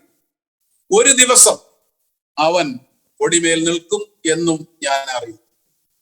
അന്ന് ഇപ്പോൾ എന്റെ ശരീരമെല്ലാം ഇങ്ങനെ ഒക്കെ ദ്രവിച്ച് നഷ്ടമായി ഇല്ലാതായി തീർന്നാൽ അന്ന് ഒരു ദിവസം ഞാൻ ദേഹസഹിതനായി നല്ല ശരീരത്തോടു കൂടെ തന്നെ, തകർന്ന ദ്രവിച്ച ശരീരമല്ല, പിന്നെയോ തേജസ്സോടുകൂടിയ ശരീരമുള്ളവനായി തന്നെ ഞാൻ അവനെ കാണും എന്ന് ഞാൻ അറിയും. Price the Lord. അതുകൊണ്ട് ക്രിസ്തീയ ജീവിതം നയിക്കുന്ന ഒരു വ്യക്തി ജീവിതത്തിൽ ഒരു കാലത്തും നിരാശപ്പെടേണ്ട കാര്യമില്ല. കാരണം അങ്ങനെയുള്ള വാഗ്ദത്തങ്ങളാണ് ദൈവം തന്റെ മുന്നിൽ. നമ്മൾ ആ ലൈനിലൂടെ തന്നെ പോകും. Price the Lord. നമുക്ക് ആവുന്ന കാലത്ത് എങ്ങനെയും ജീവിക്കുക, എങ്ങനെയും പറയുക, എന്തും പ്രവർത്തിക്കുക, എന്തും ചിന്തിക്കുക, എന്ത് തരത്തിലുള്ള നിലയിലും അവരവർക്ക് രക്തക്കൊഴുപ്പുണ്ട്, അവരവർക്ക് അറിവുണ്ട്, വിദ്യാഭ്യാസമുണ്ട്, മറ്റേതുണ്ട്, മറിച്ചതുണ്ട്, കഴിവുണ്ട്, ഇതൊക്കെ പറഞ്ഞുകൊണ്ട് തങ്ങൾക്ക് തോന്നിയതുപോലെ, തങ്ങൾക്ക് ഇഷ്ടമുള്ളതുപോലൊക്കെ സംസാരിക്കുക, ഇഷ്ടമുള്ളതൊക്കെ പറയുക, ഇഷ്ടമുള്ളത് പ്രവർത്തിക്കുക. ഈ പ്രവണത ആത്മീകർക്ക് ഒരു കാലത്തും യോജിച്ചത്. Praise the Lord. ആമേൻ. നാം നമ്മെ തന്നെ വിനയപൂർവ്വം നമ്മെ തന്നെ താഴ്ത്തി ദൈവസന്നിധിയിൽ എല്ലാ കാലത്തും ജീവിക്കണമെന്നുള്ളത് ദൈവത്തിന് നമ്മോടുള്ള കൽപ്പനയാണ്. ഏതായിരുന്നാലും താൻ എന്തൊക്കെയോ ചെയ്തു കൂട്ടുമെന്നുള്ള ചിന്ത തന്റെ ഉള്ളിൽ ഉണ്ടായിരുന്നു. പക്ഷേ താൻ വിചാരിക്കാത്ത നിലയിൽ തന്റെ ചിന്തയ്ക്ക് വിപരീതമായി ദൈവം തന്നെ സന്ദർശിക്കുവാൻ തയ്യാറായപ്പോൾ എന്താണ് സംഭവിച്ചത് നമുക്കറിയാം. അവൻ ഉണ്ടാക്കി വെച്ചതെല്ലാം ആർക്കാകും എന്നവൻ അറിഞ്ഞു. ഇതുപോലെ ദൈവവിഷയമായി സമ്പന്നനാകാതെ തനിക്ക് തന്നെ നിക്ഷേപിക്കുന്നവരുടെ എല്ലാം അവസാനം ഇങ്ങനെ ആയിരിക്കുമെന്ന് യേശു ഓർമ്മിപ്പിക്കുവാനിടയായി. Praise the Lord. എന്നെ കേൾക്കുന്ന പ്രിയ സഹോദരങ്ങളെ, നിങ്ങളുടെ ഹൃദയ നിരൂപണങ്ങളും നിങ്ങളുടെ ആത്മഗതവും എങ്ങനെയുള്ളതാണെന്ന് ഇന്ന് പകൽക്കാലം ചിന്തിക്കുന്നത് നന്നായിരിക്കും. ദൈവപ്രസാദമുള്ളതാണോ? Praise the Lord. ഹല്ലേലൂയ. ഓരോരുത്തരും തങ്ങളെ തന്നെ സ്വയം പരിശോധിക്കുന്നത് ഏറ്റവും നന്നായിരിക്കും. ദൈവം നിങ്ങളെ സന്ദർശിക്കുവാൻ, അങ്ങനെ അല്ലെങ്കിൽ ദൈവം നിങ്ങളെ സന്ദർശിക്കുവാൻ സാധ്യതയുണ്ട്. ആമേൻ. അതിനിടയാക്കിയ മറ്റൊരു സംഗതി കൂടെ പറഞ്ഞു മുൻപോട്ട് പോകട്ടെ. നമുക്കറിയാവുന്ന ഒരാളാണ് നെബൂഖദ്നേസർ എന്ന് പറയുന്ന ചക്രവർത്തി. ലോകത്തിലുണ്ടായിട്ടുള്ള സാമ്രാജ്യങ്ങൾ വെച്ച് വളരെ ഉന്നതമായ നിലവാരം പുലർത്തിയിരുന്ന ഒരു സ്വർണ സാമ്രാജ്യമായിരുന്നു നെബൂഖദ്നേസറിന്റെ ബാബിലോണിയ സാമ്രാജ്യം. അതിന്റെ ആദ്യ ചക്രവർത്തിയായിരുന്നു നെബൂഖദ്നേസർ എന്ന് നമുക്കറിയാം. എന്നാൽ തന്നെ സംബന്ധിച്ചിടത്തോളം ഉണ്ടായ ഒരു പ്രത്യേകത, തന്റെ രാജ്യത്തിന്റെ ഭാവി എന്തായിത്തീരും എന്നതിനെ കുറിച്ച് കലശലായ ചിന്ത തന്റെ ഉള്ളിൽ ഭരിച്ചുകൊണ്ടിരുന്നു. തനിക്ക് ശേഷം എന്ത് സംഭവിക്കും എന്നതിനെ കുറിച്ച് അറിയാനുള്ള ഒരു വ്യഗ്രത, അതേക്കുറിച്ചുള്ള ഒരു ഭാരം, ഈ ഇത്രമാത്രം മഹത്തായ ഒരു സാമ്രാജ്യം, ഭരണകൂടം, സ്വർണമയമായ ഒരു ഭരണകൂടം എന്ന് വേണമെങ്കിൽ പറയാം. ധനം കൊണ്ടായിരുന്നു ഏത് തരത്തിലും അതിശയങ്ങളുടെ ഒരു കേന്ദ്രം കൂടെ ആയിരുന്നല്ലോ ബാബിൽ. എല്ലാ തരത്തിലും ലോകത്തിൽ ഇതുവരെ ഉണ്ടായിട്ടില്ലാത്ത ഒരു നിലയിൽ പടുത്തുയർത്തിയിരിക്കുന്ന ഈ സാമ്രാജ്യത്തിന് തനിക്ക് ശേഷം എന്ത് ഭവിക്കുമെന്നതായിരുന്നു തന്നെ ചെയ്യുന്നത്. തന്നെ കുറിച്ചൊക്കെ ഞാനൊന്നും പറയുന്നില്ല, കൂടുതൽ കാര്യങ്ങൾ നമുക്കറിയാം. അദ്ദേഹത്തിന്റെ പിൻഗാമികളായിട്ടും മറ്റുമൊക്കെ ഉണ്ടായിട്ടുള്ളവര് ഒക്കെ ആരായിരുന്നു എന്നൊക്കെ നമുക്കറിയാം. എന്ന് വെച്ചാൽ അദ്ദേഹത്തിന് അങ്ങനെയുള്ള ചിന്താഭാരം ഉണ്ടാകാൻ കാരണമുണ്ട്. കാരണം തനിക്ക് ശേഷം അങ്ങനെ നന്നായി കൊണ്ടുപോകാൻ കഴിയുന്ന ഒരു രാജാവ് ഭാവിയിൽ ഇല്ലെന്നുള്ളൊരു സംശയവും ദുഃഖമൊക്കെ അദ്ദേഹത്തിന് ഉണ്ടായിരുന്നു. ഏതായിരുന്നാലും ആട്ടെ, തനിക്ക് അതുകൊണ്ട് തന്റെ രാജ്യത്തിന് എന്ത് ഭവിക്കുമെന്നതിനെ കുറിച്ചുള്ള വലിയ ഭാരം തന്നെ ഭരിച്ചു. ഞാൻ പറയാം, ദൈവത്തെ സംബന്ധിച്ചിടത്തോളം ദൈവം സകല മനുഷ്യരെ കുറിച്ചും ചിന്തയുള്ളവനാണ്. ദൈവമക്കളെ കുറിച്ച് മാത്രമല്ല ദൈവം ചിന്തിക്കുന്നത്. ആമേ. ദൈവമക്കൾ എന്ന് പറയുമ്പോൾ ദൈവത്തെ അവർക്ക് അറിയാൻ കഴിയുന്നു, ദൈവം അവരെ അവന്റെ മക്കളായി അറിയുന്നു. ആ നിലയിൽ അവനായി ജീവിക്കുന്നവരാണ് ദൈവമക്കൾ എന്നതാണ് ദൈവമക്കളെ കുറിച്ചുള്ള പ്രത്യേകത. എന്നതുകൊണ്ട് ലോകത്തുള്ള മറ്റുള്ളവരാരും ദൈവം അവരെ പരിഗണിക്കുന്നുമില്ല, അവരെ ദൈവം കാണുന്നുമില്ല, അറിയുന്നുമില്ല എന്ന് ആരും ഒരിക്കലും ധരിക്കും. ഈ കാര്യങ്ങൾ ലോകത്തിന്റെ ഗതിവിഗതികളെ നിയന്ത്രിക്കുന്ന ദൈവമാണ്. നമ്മള് വേദപുസ്തകത്തിന്റെ ആരംഭ ചരിത്രം മുതലേ പരിശോധിച്ചു വരുമ്പോൾ നമുക്കറിയാം, ഒരിക്കൽ പോലും ദൈവത്തെ വിളിക്കാത്ത, ദൈവത്തിന് അനിഷ്ടമായി ജീവിച്ചിട്ടുള്ള എത്രയെത്ര ലോക നേതാക്കന്മാരെ ദൈവത്തിന്റെ പ്രവർത്തനങ്ങളുടെ നടത്തിപ്പിന് വേണ്ടി, ദൈവത്തിന്റെ ഉദ്ദേശങ്ങൾ സാധ്യമാക്കി തീർക്കുന്നതിന് വേണ്ടി അവരെ നിയോഗിച്ചിട്ടുള്ളത് നമുക്കറിയാം. അതുകൊണ്ട് അവരെ ദൈവം വളരെ ആദരിച്ചത് കൊണ്ടോ അവരുടെ പ്രവൃത്തിയെ ദൈവം ഇഷ്ടപ്പെട്ടത് കൊണ്ടോ ഒന്നുമല്ല. ആമേൻ. ഓരോരോ കാലങ്ങളിൽ ദൈവം അവരെ തൻ്റെ താല്പര്യത്തിനനുസരിച്ച് നിയോഗിച്ചിട്ടുള്ള സംഭവങ്ങൾ ധാരാളമുണ്ട്. അപ്പോ ഈ നെബൂഖദ്നേസറിനെ കുറിച്ചും ദൈവത്തിന് അവന്റെ മനസ്സിലിരുന്ന ഭാരം എന്തായിരിക്കും, ഈ സാമ്രാജ്യത്തിന്റെ ഭാവി എന്നതിനെ കുറിച്ചുള്ള അവന്റെ ചിന്ത, മനസ്സിലൂടെ അലട്ടിക്കൊണ്ടിരുന്ന അവന്റെ ചിന്ത ദൈവം അറിഞ്ഞുകൊണ്ട് ദൈവം അത് വെളിപ്പെടുത്തി കൊടുക്കുവാൻ തയ്യാറായി. Price the Lord. അതിനുവേണ്ടി ഒരു ചതുർലോക നിർമ്മിതമായ ബിംബത്തെ തന്റെ മുൻപിൽ സ്വപ്ന രൂപേണ വെളിപ്പെടുത്തി. ആ ബിംബം താൻ നോക്കിക്കൊണ്ടിരിക്കുമ്പോൾ ഒരു കല്ല് പറഞ്ഞു വന്ന്, പർവ്വതത്തിൽ നിന്നൊരു കല്ല് പറഞ്ഞു വന്ന് ബിംബത്തിന്റെ കാലിലടിച്ച് ആ ബിംബം അപ്പാടെ തകർത്ത് തരിപ്പണമാക്കി ധൂളിയാക്കി ആ കല്ല് ഒരു പർവ്വതമായി മാറിയ സ്വപ്നമായിരുന്നു നെബൂഖദ്നേസർ കണ്ടത്. താൻ എല്ലാവരോടും ഇതിന്റെ അർത്ഥം ബോധിപ്പിക്കുവാൻ ആവശ്യപ്പെട്ടത് തന്റെ രാജ്യത്തുള്ളവരോട്, പക്ഷെ ആർക്കും കഴിഞ്ഞില്ല. അങ്ങനെ ഇരിക്കുമ്പോഴാണ് യഹൂദ പ്രവാസികളിൽപ്പെട്ട ദാനിയേൽ എന്ന ഒരു ദൈവഭക്തൻ ഗൂഢാർത്ഥ വാക്യ പ്രദർശകനുമായ ദാനിയേലിനെ കൊട്ടാരത്തിലേക്ക് കൊണ്ടുവരുവാൻ ഇടയായി. അദ്ദേഹം കടന്നു വന്നു. അദ്ദേഹമാണ്, അതായത് എല്ലാവരെയും കൊന്നുകളയാൻ രാജാവ് കൽപ്പന കൊടുത്തിരിക്കുന്ന സ്ഥിതിക്ക് ഈ രഹസ്യം പ്രാർത്ഥനാപൂർവം ദാനിയേലിനും കൂട്ടർക്കും വെളിപ്പെട്ടത് നിമിത്തം രാജാവിനെ സന്ധിക്കുവാൻ ദാനിയേൽ തീരുമാനിച്ചു. അങ്ങനെ ദാനിയേലിന്റെ താല്പര്യപ്രകാരമാണ് അവനെ കൊട്ടാരത്തിലേക്ക് കൊണ്ടുചെന്നത്. അവനവിടെ ചെന്നതിന് ശേഷം രാജാവിനോട് കാര്യങ്ങളെ കുറിച്ച് പറഞ്ഞു. രാജാവ് ചോദിച്ചു, നിനക്കതൊക്കെ വെളിപ്പെടുത്താൻ കഴിയുമെന്നൊക്കെ ചോദിച്ചു. എനിക്ക് കഴിയത്തില്ല, സ്വർഗത്തിലെ ദൈവത്തിന് കഴിയും എന്ന് പറഞ്ഞുകൊണ്ട് ദാനിയേൽ അവന് മറുപടി കൊടുത്തു.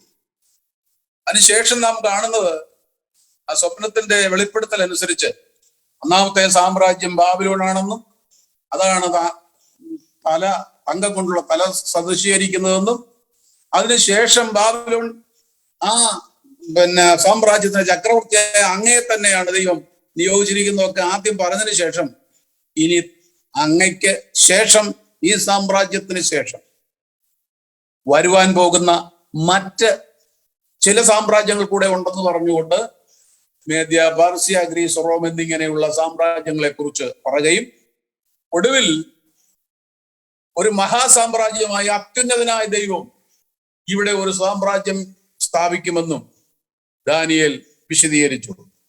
പക്ഷെ രാജാവിന് ഒന്നും മനസ്സിലായി. രാജാവിനെ കുറിച്ച് പറഞ്ഞ ചിലപ്പോൾ മനസ്സിലായി കാണും. തലതങ്കം രാജാവാണ്. അപ്പോഴത്തേക്ക് അദ്ദേഹം ഒരാരയുടെയും കൂടെ പൊങ്ങിക്കാണും. അദ്ദേഹത്തെ കുറിച്ചാണുള്ളത്. ബാക്കിയൊന്നും അദ്ദേഹത്തിന് പിടിയും കിട്ടിയില്ല, നടക്കാനിരിക്കുന്ന കാര്യം. അതുകൊണ്ട് അദ്ദേഹത്തിന് ഒന്നും മനസ്സിലായില്ല. എങ്കിൽ പോലും ദൈവം അത് തനിക്ക് വെളിപ്പെടുത്തി കൊടുത്തു എന്നുള്ളതാണ്. തന്റെ ഹൃദയ നിരൂപണം, ഭാവി എന്തായിരിക്കുമെന്ന ഭാരം അനുസരിച്ച് ദൈവം തനിക്ക് മറുപടി നൽകി. പക്ഷേ ആ മറുപടി ഗ്രഹിച്ചതുമില്ല. അതിന്റെ അടിസ്ഥാനത്തിൽ ദൈവത്തെ അവൻ ഭയപ്പെട്ടതുമില്ല. തന്മൂലം അതോടുകൂടെ ആ സ്വപ്നം കഴിഞ്ഞതോടുകൂടെ തൊട്ട് അടുത്തതായിട്ട് മറ്റൊരു സ്വപ്നം കൂടെ ഈ രാജാവ് കണ്ടു. ഒരു വൃക്ഷത്തിന്റെ സ്വപ്നം. അതെന്തിനാ കാണിച്ചെന്ന് ചോദിച്ചാൽ, ആദ്യത്തെ സ്വപ്നം വ്യാഖ്യാനിച്ചു കൊടുത്തതിന്റെ അടിസ്ഥാനത്തിൽ ദൈവത്തെ ഭയപ്പെട്ട് ദൈവകൽപ്പനയ്ക്ക് അനുസൃതമായ ഒരു ജീവിതം നയിക്കാൻ താൻ തയ്യാറാകാഞ്ഞതിനാൽ, എന്ന് പറഞ്ഞാൽ മര്യാദയ്ക്ക് ഭരിക്കാതിരുന്നതിനാൽ എന്ന് ചുരുക്കം. അല്ലാതെ യഹൂദനായി തീർന്നില്ലെന്നോ യഹോവയെ ദൈവത്തെ സേവിച്ചില്ലെന്നൊന്നുമല്ല. താൻ ഒരു മര്യാദയ്ക്കുള്ള ഭരണം നടത്താതെ നിഷ്ഠൂര പ്രവർത്തനങ്ങൾ പിന്നെയും ആവർത്തിച്ചു വന്നപ്പോൾ നിന്റെ ഭരണത്തിന് അന്തം വരുത്താൻ പോകുന്നു എന്ന് കാണിക്കേണ്ടതിന് വേണ്ടി ദൈവം അടുത്തൊരു സ്വപ്നോട് പോകും. ആ സ്വപ്നം ഒരു വൃക്ഷത്തിന്റെ സ്വപ്നമാണ് നമുക്കറിയാം. അതും തനിക്ക് ഇവിടെ കിട്ടിയില്ല. ദാനിയേലിനെ വരുത്തി സ്വപ്നം വ്യാഖ്യാനിച്ചു രാജാവിന്റെ അവസ്ഥയെ സംബന്ധിച്ച് ഭാവിയിൽ സംഭവിക്കാനിരിക്കുന്നത് എന്താണെന്നതിനെ കുറിച്ച് ഒക്കെ പറഞ്ഞിട്ടും അതും താൻ അതിനെക്കുറിച്ച് വേണ്ടതുപോലെ ഗവനിച്ചു. തന്മൂലം എന്ത് സംഭവിച്ചു എന്ന് വെച്ചാൽ, ഒരു വർഷം ഈ സ്വപ്നം കണ്ടിട്ട് ഒരു വർഷം കൂടെ മുമ്പോട്ട് ദൈവം കൊടുത്തു, മാറ്റം വരുത്തി. ഒടുവിൽ ഒരു ദിവസം ഈ രാജാവ് താൻ പടുത്തുയർത്തിയ കൊട്ടാരത്തിന്റെ മുകളിൽ അതിനെ ഉയരത്തിൽ നിന്നുകൊണ്ട് ബാബിലോണ്യ സാമ്രാജ്യത്തിന്റെ മഹത്വത്തിന്മേൽ താൻ അഹങ്കരിക്കുകയും തന്റെ കൊട്ടാരത്തിന് മുകളിൽ വിലാപിക്കൊണ്ടിരിക്കെ ഈ ബാബിലോണിന്റെ പ്രതാപത്തിന്റെ മഹത്വം താനാണെന്ന് മതിമറന്ന് തന്നോട് തന്നെ തന്റെ ഹൃദയത്തിൽ താൻ സംസാരിക്കുവാൻ തുടങ്ങി എന്ന് നാം അവിടെ വായിക്കുന്നു. ദാനിയേലിന്റെ പ്രവചനം 4-ാം അധ്യായം 29-33 വാക്യഭാഗങ്ങൾ വായിക്കുമ്പോൾ നമുക്കത് കാണാൻ കഴിയും. 12 മാസം കഴിഞ്ഞിട്ട്, ഈ സ്വപ്നം കണ്ട് 1 കൊല്ലം കഴിഞ്ഞിട്ട് അവൻ ബാബേലിലെ രാജമന്ദിരത്തിന്മേൽ ഉലാവിക്കൊണ്ടിരിക്കുമ്പോൾ ഇത് ഞാൻ എൻ്റെ ധനമഹാത്മ്യത്താൽ എന്റെ പ്രതാപ മഹത്വത്തിനായി രാജധാനിയായിട്ട് പണിത ബാബേലല്ലയോ എന്ന് രാജാവ് പറഞ്ഞു തുടങ്ങി. ഈ വാക്ക് രാജാവിന്റെ വായിൽ ഇരിക്കുമ്പോൾ തന്നെ ആമേൻ താൻ തന്റെ മനസ്സിൽ ഇങ്ങനെ ചിന്തിച്ച് പറഞ്ഞ് തന്റെ വായിലിരിക്കുമ്പോൾ എന്ന് പറഞ്ഞാൽ പറഞ്ഞു വിട്ടില്ല. സ്വർഗത്തിൽ നിന്നൊരു ശബ്ദം ഉണ്ടായതെന്നാൽ, നെബൂഖദ്നേസർ രാജാവേ, നിന്നോട് ഇത് കൽപ്പിക്കുന്നു, രാജ്യത്വം നിന്നെ വിട്ട് നീങ്ങിയിരിക്കുന്നു. നിന്നെ മനുഷ്യരുടെയിൽ നിന്ന് നീക്കിക്കളയും. നിന്റെ പാർപ്പ് കാട്ടിലെ മൃഗങ്ങളോടുകൂടെ ആയിരിക്കും. നിന്നെ കാളയെ പോലെ പുല്ല് തീറ്റും. അത്യുന്നതനായവൻ മനുഷ്യരുടെ രാജ്യത്വത്തിന്മേൽ അധികാരം നടത്തുന്നു, വാഴുന്നു എന്ന് നിനക്ക് എപ്പോഴാണോ തിരിച്ചറിവും ബോധവും വരുന്നത്, അത് വരുന്നത് വരെ ഏതാണ്ട് 7 വർഷത്തോളം നീ ഇങ്ങനെ കഴിയേണ്ടി വരും എന്ന് ദൈവം അരുളി ചെയ്തു. അതായത് ഈ ചിന്ത, അഹന്ത, അഹംഭാവം തൻ്റെ ഉള്ളിൽ കടന്നുകൂടിയതോടുകൂടെ അവന്റെ വായിലത് ഇരിക്കുമ്പോൾ തന്നെ അവൻ പറഞ്ഞു വിടാൻ ഇങ്ങനെ വമ്പൽ കൊള്ളുന്ന അവസരത്തിൽ തന്നെ, തന്റെ നിരൂപണത്തിൽ അത് ഇരിക്കുമ്പോൾ, തന്റെ ആത്മഗതമായി താൻ ഇത് പറഞ്ഞുകൊണ്ടിരിക്കുമ്പോൾ തന്നെ ദൈവിക ന്യായവിധി അവന്റെ മേൽ വരുവാനിടയായി അവൻ മൃഗതുല്യനായി മാറി. നോക്കുക, ഒരു ജാതീയ രാജാവായിരുന്നിട്ട് കൂടി തന്റെ അഹന്തയ്ക്ക് മറുപടി കൊടുത്ത ദൈവത്തെ അറിയുന്നു എന്ന് അവകാശപ്പെടുന്നവരുടെ ഇത്തരത്തിലുള്ള മനോഭാവത്തെ നിസ്സാരമായി തള്ളിക്കളയും. ദൈവമക്കൾ ചിന്തിക്കണം, നാം ഭയത്തോടും ഭക്തിയോടും കൂടെ സേവ ചെയ്യണം. നമ്മുടെ ദൈവം ദഹിപ്പിക്കുന്ന അഗ്നിയൻ. പ്രളയം 12-28-29 വാക്യം. അപ്പോ ദൈവത്തെ ദൈവമക്കൾ ഭയത്തോടുകൂടെ സേവിക്കേണ്ടതുണ്ട് എന്നത് നമ്മൾ തിരിച്ചറിയും. സ്തോത്രം. മനുഷ്യന്റെ ഉള്ളിലെ ചിന്ത, ആമേൻ, മനുഷ്യന്റെ മനോഗതം ഒന്ന് നമ്മൾ ചിന്തിച്ചു. ആ മൂഢനായ മനുഷ്യൻ, ധനവാനായ മനുഷ്യൻ. 2, നെബൂഖദ്നേസറിന്റെ മനസ്സിലുള്ള ആത്മഗതം. 3, നാം ചിന്തിക്കാൻ പോകുന്നത് മറ്റൊരു വ്യക്തിയാണ്, പരിചയമുള്ളൊരു വ്യക്തിയാണ്. കൂടുതൽ വിശദീകരണം കൊടുക്കാതെ പറയാം, ഹാമാനാണ്. ഹാമാനെ കുറിച്ച് നമുക്കറിയാമല്ലോ, എസ്തേറിന്റെ പുസ്തകം. ഹാമാൻ അഗാഗ്യനാണെന്ന് എഴുതിയിരിക്കുന്നു. അതായത് ആഗാഗ് രാജാവ് അതിനെ കുറിച്ച് നമുക്കറിയാം. അമാലേക്യ രാജ കുടുംബത്തിൽപ്പെട്ട ഒരുത്തനാണ്. അതേക്കുറിച്ച് ഞാൻ കൂടുതൽ പറയുന്നില്ല. അയാൾ ഇപ്പോൾ പേർഷ്യൻ രാജാവായ അഹശ്വേരോസിന്റെ കൊട്ടാരത്തിലെ ഒരു മന്ത്രി പ്രമുഖനായി മാറിയിരിക്കുക. ഉയർന്ന ഉദ്യോഗത്തിലേക്ക് അദ്ദേഹം വന്നു. നമുക്കറിയാം ആ സംഭവം. കൊട്ടാര ജോലിക്കാരായിട്ടുള്ളവരെല്ലാവരും അദ്ദേഹത്തെ വണങ്ങുവാനിടയായി, രാജ്യത്തുള്ളവരും വണങ്ങുവാനിടയായി. പക്ഷേ കൊട്ടാരത്തിന്റെ ആ പരിസരത്ത് വരികയും പോവുകയും ചെയ്തുകൊണ്ടിരുന്ന മൊർദെഖായി മാത്രം അദ്ദേഹത്തെ വണങ്ങുന്നില്ല എന്നത് അദ്ദേഹത്തിന് വളരെ ക്ഷീണം തോന്നി. അതൊരു വിഷമമായി തനിക്ക് മാറി. എല്ലാവരും വണങ്ങുന്നു, ഒരുത്തൻ മാത്രം വണങ്ങുന്നു. അവനെ വല്ലാതെ അലട്ടിക്കൊണ്ട്. ഇത് നിമിത്തം തന്റെ വീട്ടിലും കൂട്ടുകാരുമായിട്ടൊക്കെ ചർച്ച ചെയ്തപ്പോൾ അവനിനി എത്രയും പെട്ടെന്ന് കുടുക്കിക്കളയണം, വച്ചക്കരുതെന്ന് അവരൊരു തീരുമാനം. ആ തീരുമാനം ഇങ്ങനെ തയ്യാർ ചെയ്ത് വരുന്ന കൂട്ടത്തിൽ ചിലർ പറഞ്ഞു, വീട്ടുകാരും ഒക്കെ കൂടെ ചേർന്ന് പറഞ്ഞു, ഓ ഇതെന്തോ ഒരു നിസാരനായ ഒരുത്തിനെ കൊന്നുകളഞ്ഞാൽ അതെന്തോ അത്ര ഒരു കാര്യം അവന്റെ ജാതിക്കാരെ മൊത്തം തന്നു, അതാണ് അതിന്റെ ശരി. അപ്പോ അയാൾക്ക് ഒരു ഇപ്പോഴത്തെ അധികാരം അനുസരിച്ച് കൊള്ളാമല്ലോ. അതുകൊണ്ട് മനസ്സിൽ ആ ചിന്ത കൊണ്ടുവന്നു. യഹൂദ ജനത്തെ മുഴുവനും 127 സംസ്ഥാനങ്ങളിലുമുള്ള പേർഷ്യൻ രാജ്യത്തിന് 127 സംസ്ഥാനങ്ങളിലുള്ള യഹൂദന്മാരെ മൊത്തം കൊല്ലാനുള്ള ഒരു പദ്ധതി അങ്ങ് തയ്യാറിച്ചു. സ്വർത്ഥം ഈ പദ്ധതി തയ്യാർ ചെയ്തു. അതിനുള്ള അനുവാദം വഞ്ചനാപൂർവം രാജാവിൽ നിന്നും രാജ്യത്തിൽ നിന്നും അദ്ദേഹം കരസ്ഥമാക്കി. പരസ്യം ചെയ്തു. അതിനുശേഷം മൊർദെഖായിയെ തൂക്കിലേറ്റേണ്ടതിനു വേണ്ടി ഒരു കഴുമരവും തന്റെ വീട്ടുമുറ്റത്ത് താൻ ഉണ്ടാക്കി. അതിനുശേഷം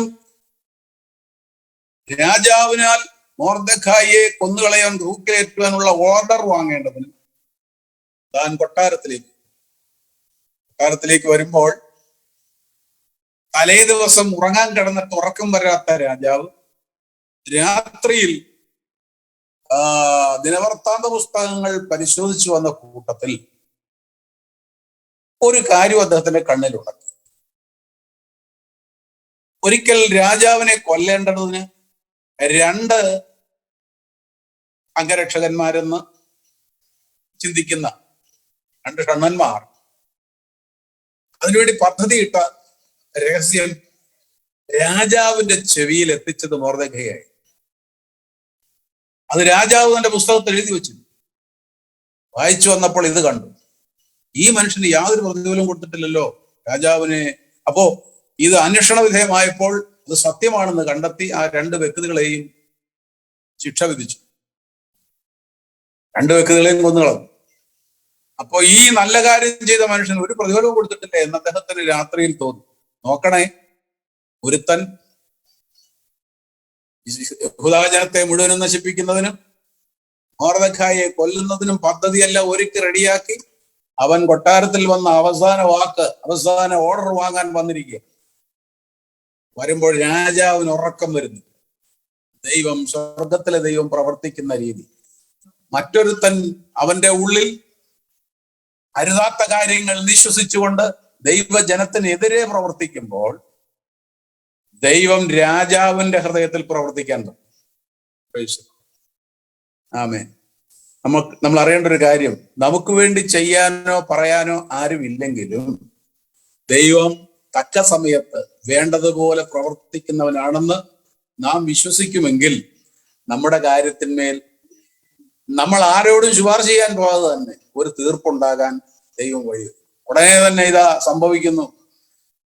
രാജാവ് പ്രഭാതത്തിൽ എഴുന്നേറ്റ് അദ്ദേഹത്തിന്റെ ഉള്ളിലിരിപ്പ്, ഈ എന്നെ രക്ഷിച്ച മനുഷ്യന് ഒരു പ്രതിഫലവും കൊടുത്തില്ലല്ലോ, പെട്ടെന്ന് എന്തെങ്കിലും ചെയ്യണമെന്നുള്ള ധാരണയിൽ എഴുന്നേറ്റ് വെളിയിൽ ആരുണ്ട് എന്ന് ചോദിച്ചപ്പോ ഇവിടെ ഭൃത്യന്മാരുണ്ട്, ഇതാ ഹാമാനോടെ വന്നിട്ടുണ്ടെന്നുള്ള അറിയിപ്പിട്ട് ഹാമാനെ വിളിച്ച് കയറി വരാൻ പറഞ്ഞു. ആ കയറി വരുന്ന സമയത്ത് തന്നോട് ചോദിച്ച ചോദ്യം, ഹാമാനോട് രാജാവ് ചോദിച്ച ഒരു ചോദ്യമുണ്ട്. ഹാമാനെ, രാജാവ് ബഹുമാനിക്കുവാൻ ഇച്ഛിക്കുന്ന പുരുഷന് എന്തെല്ലാമാണ് ചെയ്തു കൊടുക്കേണ്ടത് നീ പറ. ഇതായിരുന്നു കയറി വന്നപ്പോഴേ ഹാമാനോട് ചോദിച്ചു. ഉടനെ ഹാമാന്റെ ഉള്ളിലുണ്ടായിരുന്ന ചിന്തയാണ് നമ്മുടെ വിഷയം. സ്വതന്ത്രം. നമ്മുടെ വിഷയം ആത്മഗതമാണ്. മനുഷ്യന്റെ ഉള്ളിലെ ചിന്ത, സ്വതന്ത്രം, ഉള്ളിൽ കൂടെ കടന്നു പോകുന്ന ചിന്ത. ഹാമാന്റെ ചിന്ത നാളുകളായി മൊർദെഖായിയും യഹൂദന്മാരെയും ഇല്ലായ്മ ചെയ്യുക എന്നുള്ള ചിന്ത വെച്ച് പുലർത്തി വീട്ടിൽ ചർച്ച ചെയ്യുന്നുണ്ടെങ്കിലും അതിനു വേണ്ടിയുള്ള പദ്ധതികൾ ഇങ്ങനെ മനസ്സിലൂടെ മെനഞ്ഞ് നടക്കുകയാണ് ഹാമാൻ. ഇപ്പോൾ കഴിമരം അവിടെ ഉണ്ടാക്കുന്നുണ്ട്, രാജാവ് അറിഞ്ഞിട്ടില്ല, ഉണ്ടാക്കുന്നുണ്ട്. ഇവിടെ വന്ന് ഓർഡർ വാങ്ങിച്ച് തൂക്കാൻ എല്ലാം ഒത്തിരിക്കുക. ഇനി ഇത് കൊടുത്ത് പറഞ്ഞ് രാജാവിന്റെ ഓർഡർ ഇല്ലാതെ പറ്റത്തില്ലല്ലോ, അതിനുവേണ്ടി മാത്രം വന്നിരിക്കുക. എല്ലാം തന്റെ മനസ്സിൽ ചെയ്ത് കഴിഞ്ഞിരിക്കുക. സ്വതന്ത്രം. അതുകൊണ്ട് താൻ രാജാവിന്റെ ചോദ്യത്തിന് മുമ്പിൽ രാജാവ് അടുത്ത കാലത്ത് തന്നെ ഉയർത്തി തന്റെ സിംഹാസനം രാജാവിന്റെ സിംഹാസനത്തിന്റെ അടുത്ത് ഉയരത്തിൽ വെച്ചു കഴിഞ്ഞിരിക്കുക. അപ്പോ താൻ ധരിച്ചു, തന്റെ ചിന്ത എസ്തേർ 6:6. ഹാമാൻ എന്ത് ചിന്തിച്ചു? എന്നെ അല്ലാതെ ആരെ രാജാവ് അത്രയധികം ബഹുമാനിപ്പാൻ ഇച്ഛിക്കും എന്നവൻ ഉള്ളുകൊണ്ട് വിചാരിച്ചു.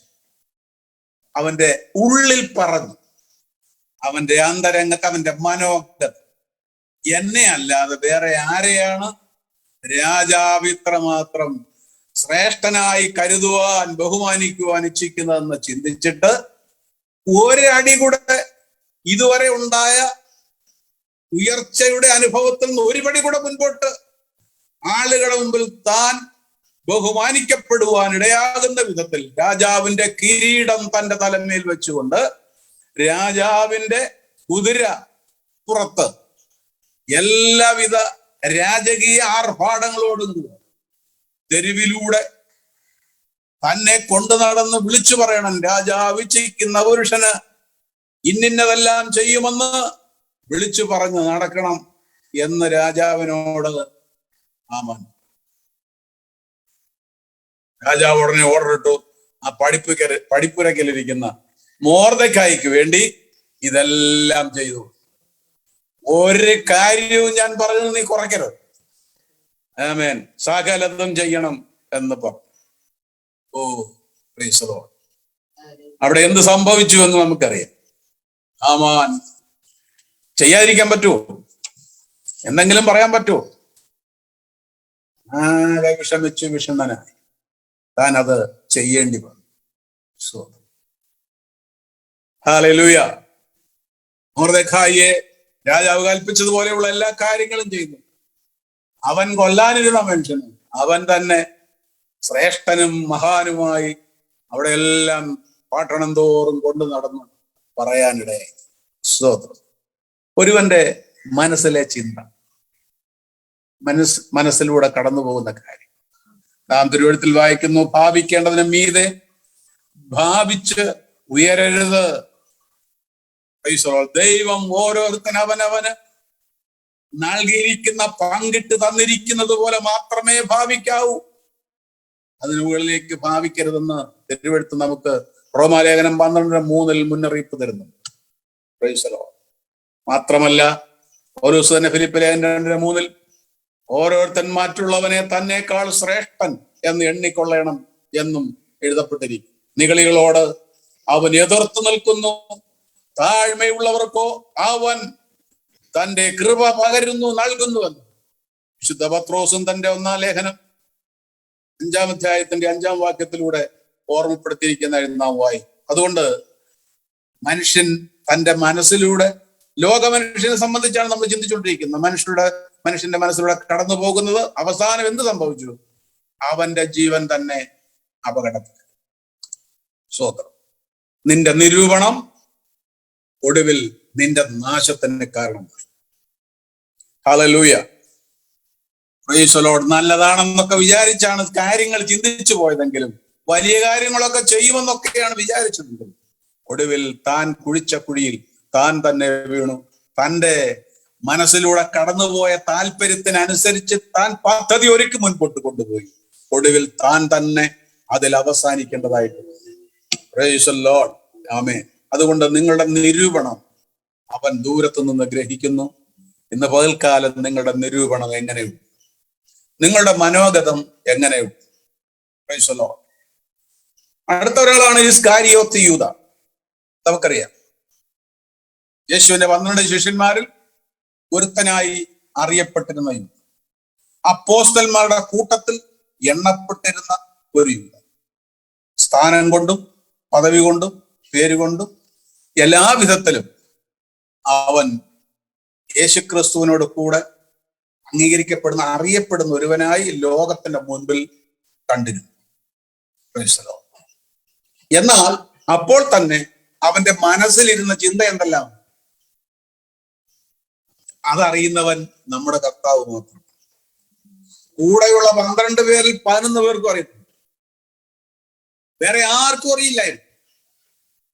എന്നാൽ യേശുവിന് അവനെ അറിയാമായി. അതേക്കുറിച്ചൊന്നും ഞാൻ പറയുന്നില്ല. സ്തോത്രം. യേശുവിന് അവനെ നല്ലവണ്ണം ആദ്യം മുതലേ തന്നെ അവനെ അറിയാമായി. യൂദയുടെ ഉള്ളിലൂടെ കടന്നുപോയ അനവധി തെറ്റായ ചിന്തകൾ ഉണ്ട്. Price the Lord.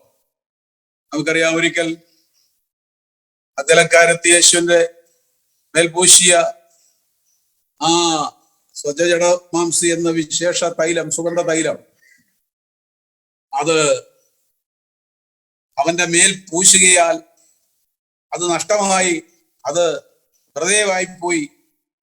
200 വെള്ളിക്കാശിന് മേൽ വില ലഭിക്കുന്ന ഇത് വിറ്റ് ദരിദ്രന്മാർക്ക് കൊടുത്തിരുന്നെങ്കിൽ അതിൻ്റെതായ ഗുണം അതൊരു നല്ലതായിരുന്നു എന്ന് ചിന്തിച്ചുകൊണ്ട് തൻ്റെ മനസ്സിലൂടെ ഒരു ചിന്ത കടന്നുപോയി താൻ പ്രകടിപ്പിക്കേണ്ടേ. സ്വതന്ത്രം. യഥാർത്ഥത്തിൽ അവൻ ആ പറഞ്ഞത് ദരിദ്രർക്ക് കൊടുക്കുന്നതിന് വേണ്ടിയാണോ എന്നതിനെ സംബന്ധിച്ച് യോഹന്നാൻ തന്റെ സുവിശേഷത്തിൽ ഒരു സൂചന തന്നിട്ടുണ്ട്. 12:6 എന്താണ് ഇക്കാര്യത്തിൽ യൂദയുടെ മനസ്സിൽ എന്തായിരുന്നു എന്ന് എഴുതിയിരിക്കുകയാണ്. പണസഞ്ചി അവന്റെ പക്കലായിരുന്നതിനാലും അതിൽ നിന്ന് അവൻ വല്ലപ്പോഴും എടുത്തു പോന്നതിനാലും ആണ് ഇങ്ങനെ പറഞ്ഞത് എന്ന് സൂചിപ്പിച്ചു. എന്ന് പറഞ്ഞാൽ അവൻ ആ കാര്യത്തിൽ വിശ്വസ്തനല്ല. ഇത് വിറ്റ് കിട്ടുന്ന പണം കൊണ്ട് അവന്റെ സ്വകാര്യമായ ആവശ്യങ്ങൾക്ക് ലാഭത്തിന് വേണ്ടി ഉപയോഗിക്കാൻ കഴിയുമെന്ന് ഉള്ളിൽ അവൻ ചിന്തിച്ചു. ഇതായിരുന്നു അവന്റെ മനസ്സിലിരുന്നത്. ഞാനീ പറഞ്ഞു വരുന്ന നിങ്ങൾക്ക് മനസ്സിലാവുമെന്ന് വിചാരിക്കുന്നു. നമ്മുടെയൊക്കെ മനസ്സിലിരിപ്പാണ് ഇവിടുത്തെ വിഷയം. സ്തോത്രം. എന്നെ കേൾക്കുന്ന വിശ്വാസികളായിട്ടുള്ളവരായിരുന്നാലും അവിശ്വാസികളായിരുന്നാലും ഈ സന്ദേശം ശ്രവിച്ചുകൊണ്ടിരിക്കുന്ന ഏതൊരു വ്യക്തിയും അറിയേണ്ട ഒരു കാര്യമാണ് ഞാൻ പറഞ്ഞത്. നിങ്ങളുടെ മനസ്സിലൂടെ പോകുന്ന ചിന്ത, നിങ്ങളുടെ മനസ്സിലൂടെ കടന്നു പോകുന്ന വിചാരങ്ങൾ നിങ്ങൾക്ക് ദോഷമായി തീരാൻ ഇടവരും. Praise the Lord. ആമേൻ. നിങ്ങളുടെ മനസ്സിലൂടെ കടന്നു പോകുന്ന ചിന്തകൾ നിങ്ങളുടെ ഗുണത്തിനും അനുഗ്രഹത്തിനും ഇടയാക്കി തീർക്കുകയും ചെയ്യും. ഏതാണ് ഇന്ന് പകൽക്കാലം നിങ്ങളുടെ ഹൃദയത്തിലൂടെ കടന്നു പോകുന്ന ചിന്ത? നിങ്ങൾ എന്തിനു വേണ്ടി ദാഹിക്കുന്നു? എന്തിനു വേണ്ടി ആഗ്രഹിക്കുന്നു? എന്തിനു വേണ്ടി മനസ്സ് കൊടുക്കും? നിങ്ങളുടെ ചിന്ത എന്താണ്? കർത്താവിന്റെ അന്ത്യ അത്താഴത്തിൽ യൂദ ചെയ്യാൻ പോകുന്ന അതിനെക്കുറിച്ച് യൂദ തൊട്ടടുത്ത അതായി എന്താണ് ചെയ്യാൻ പോകുന്നത് എന്നതിനെ കുറിച്ച് യേശു ചൂണ്ടിക്കാണിക്കുകയുണ്ടായി. അപ്പോഴും അവന് തെറ്റുതിരുത്തുവാനുള്ള അവസരമുണ്ടായിരുന്നുവെങ്കിൽ അവൻ അതിന് തയ്യാറായില്ലെന്ന് നമുക്ക് കാണാൻ കഴിയും. ശിഷ്യന്മാരെല്ലാം വിചാരിച്ചു നീ ചെയ്യാനിരിക്കുന്ന വേഗത്തിൽ ചെയ്യുക എന്ന് യേശു പറഞ്ഞപ്പോൾ ശിഷ്യന്മാരായ മറ്റുള്ളവർ വിചാരിച്ചു ഏതാണ്ട് കാര്യം അവനോട് പ്രത്യേകം പറഞ്ഞിട്ടുണ്ട്, മേടിച്ചു വരാനായിരിക്കും എന്നാണ് ശിഷ്യന്മാർ ചിന്തിച്ചതെന്നാണ് നമ്മൾ വായിക്കുന്ന യോഹന്നാൻ 13:29 നമുക്ക് അങ്ങനെയാ കാണുന്നത്. അപ്പോ അതേസമയം കർത്താവ് എന്ത് പറഞ്ഞു? അവൻ ചെയ്യാനിരിക്കുന്ന അവന്റെ സമയമായി. ആമേൻ. അതുകൊണ്ട് ചെയ്യേണ്ടത് വേഗത്തെ ചെയ്യുക എന്ന് കർത്താവ് പറയുകയായിരുന്നു ചെയ്തത്. ഇങ്ങനെയുള്ള സന്ദർഭങ്ങൾ യേശുവിനെ കാണിച്ചു കൊടുത്തതിന് ശേഷം നമുക്കറിയാം അവരവനെ പിടിച്ചോണ്ട് പോയി. അതിനുശേഷം നാം കാണുന്നത് അവൻ വലിയ തെറ്റ് ചെയ്തു പോയി എന്ന് പറഞ്ഞുകൊണ്ട് അവനൊരു സമ്മതം നടത്തുന്നതായിട്ട് നമ്മൾ കാണുന്നു. അവന്റെ ഉള്ളത്തിൽ അവൻ പറയാനിടയായി. എന്തോ പറഞ്ഞു? ഞാൻ കുറ്റമില്ലാത്ത രക്തത്തെ കാണിച്ചു കൊടുത്തതിനാൽ പാപം ചെയ്തു പോയി എന്ന് അവന്റെ ഉള്ളിൽ അവൻ പറഞ്ഞു. നമ്മുടെ ഉള്ളിലെ സംഭാഷണമാണ് ശബ്ദമായി പുറത്തു വരുന്നില്ലെങ്കിലും അന്തരംഗത്തിൽ ഉള്ളിൽ പറയുന്ന കാര്യങ്ങളാണ് നമ്മുടെ ചിന്താവിഷയം. യൂദാ തന്റെ ഉള്ളിൽ ഇങ്ങനെ പറഞ്ഞു, അയ്യോ ഞാൻ കുറ്റമില്ലാത്ത രക്തത്തെ കാണിച്ചു കൊടുത്തതിനാൽ പാപം ചെയ്തു പോയല്ലോ എന്നവൻ ദുഃഖിതനായി പറഞ്ഞു. അല്ലെങ്കിൽ സമാധാനമില്ലാത്തവനായി പറഞ്ഞു. അതാണ് അതിന്റെ ശരി. അവന് യേശുവിനെ കാണിച്ചു കൊടുത്ത പണം യേശുവിനെ കൊല്ലാൻ ഇടയാക്കി തീർത്തല്ലോ എന്ന് കണ്ടപ്പോൾ സകല പദ്ധതികളും പാളിപ്പോയി എന്ന് കണ്ടിട്ട് അവനൊരു സമാധാനമില്ലാത്തവനായി ഓടി നടക്കാനിടയായി. അവൻ ദേവാലയത്തിലേക്ക് ഓടി പണം തിരിച്ചു കൊടുത്തിട്ട് എനിക്കിത് വേണ്ട എന്ന് പറഞ്ഞുകൊണ്ട് കൊണ്ടുകൊടുത്തു. അവര് ഞങ്ങൾക്കും വേണ്ട, നീ കൊണ്ടുപോയി നിന്റെ ഇഷ്ടം പറയുക വന്നു. അവനെടുത്ത് വാരി അത് എറിഞ്ഞ് ദൂരെ കളഞ്ഞിട്ട് അവൻ അവിടെ നിന്ന് ഓടി. അവൻ ഓടിച്ചെന്ന് ഉപ്പയും മറ്റും കത്തിക്കുന്ന ആ താഴ്വരയിലേക്ക് ചെന്ന് അവൻ അവിടെ ഒരു മരത്തിന്റെ കൊമ്പിൽ തൂങ്ങി മരിക്കാനിടയായി. നിന്റെ മനസ്സിലൂടെ ആവശ്യമില്ലാത്തതെല്ലാം നീ കടത്തിവിട്ട് നാളുകളായി കൊണ്ടു നടക്കുകയാണ്.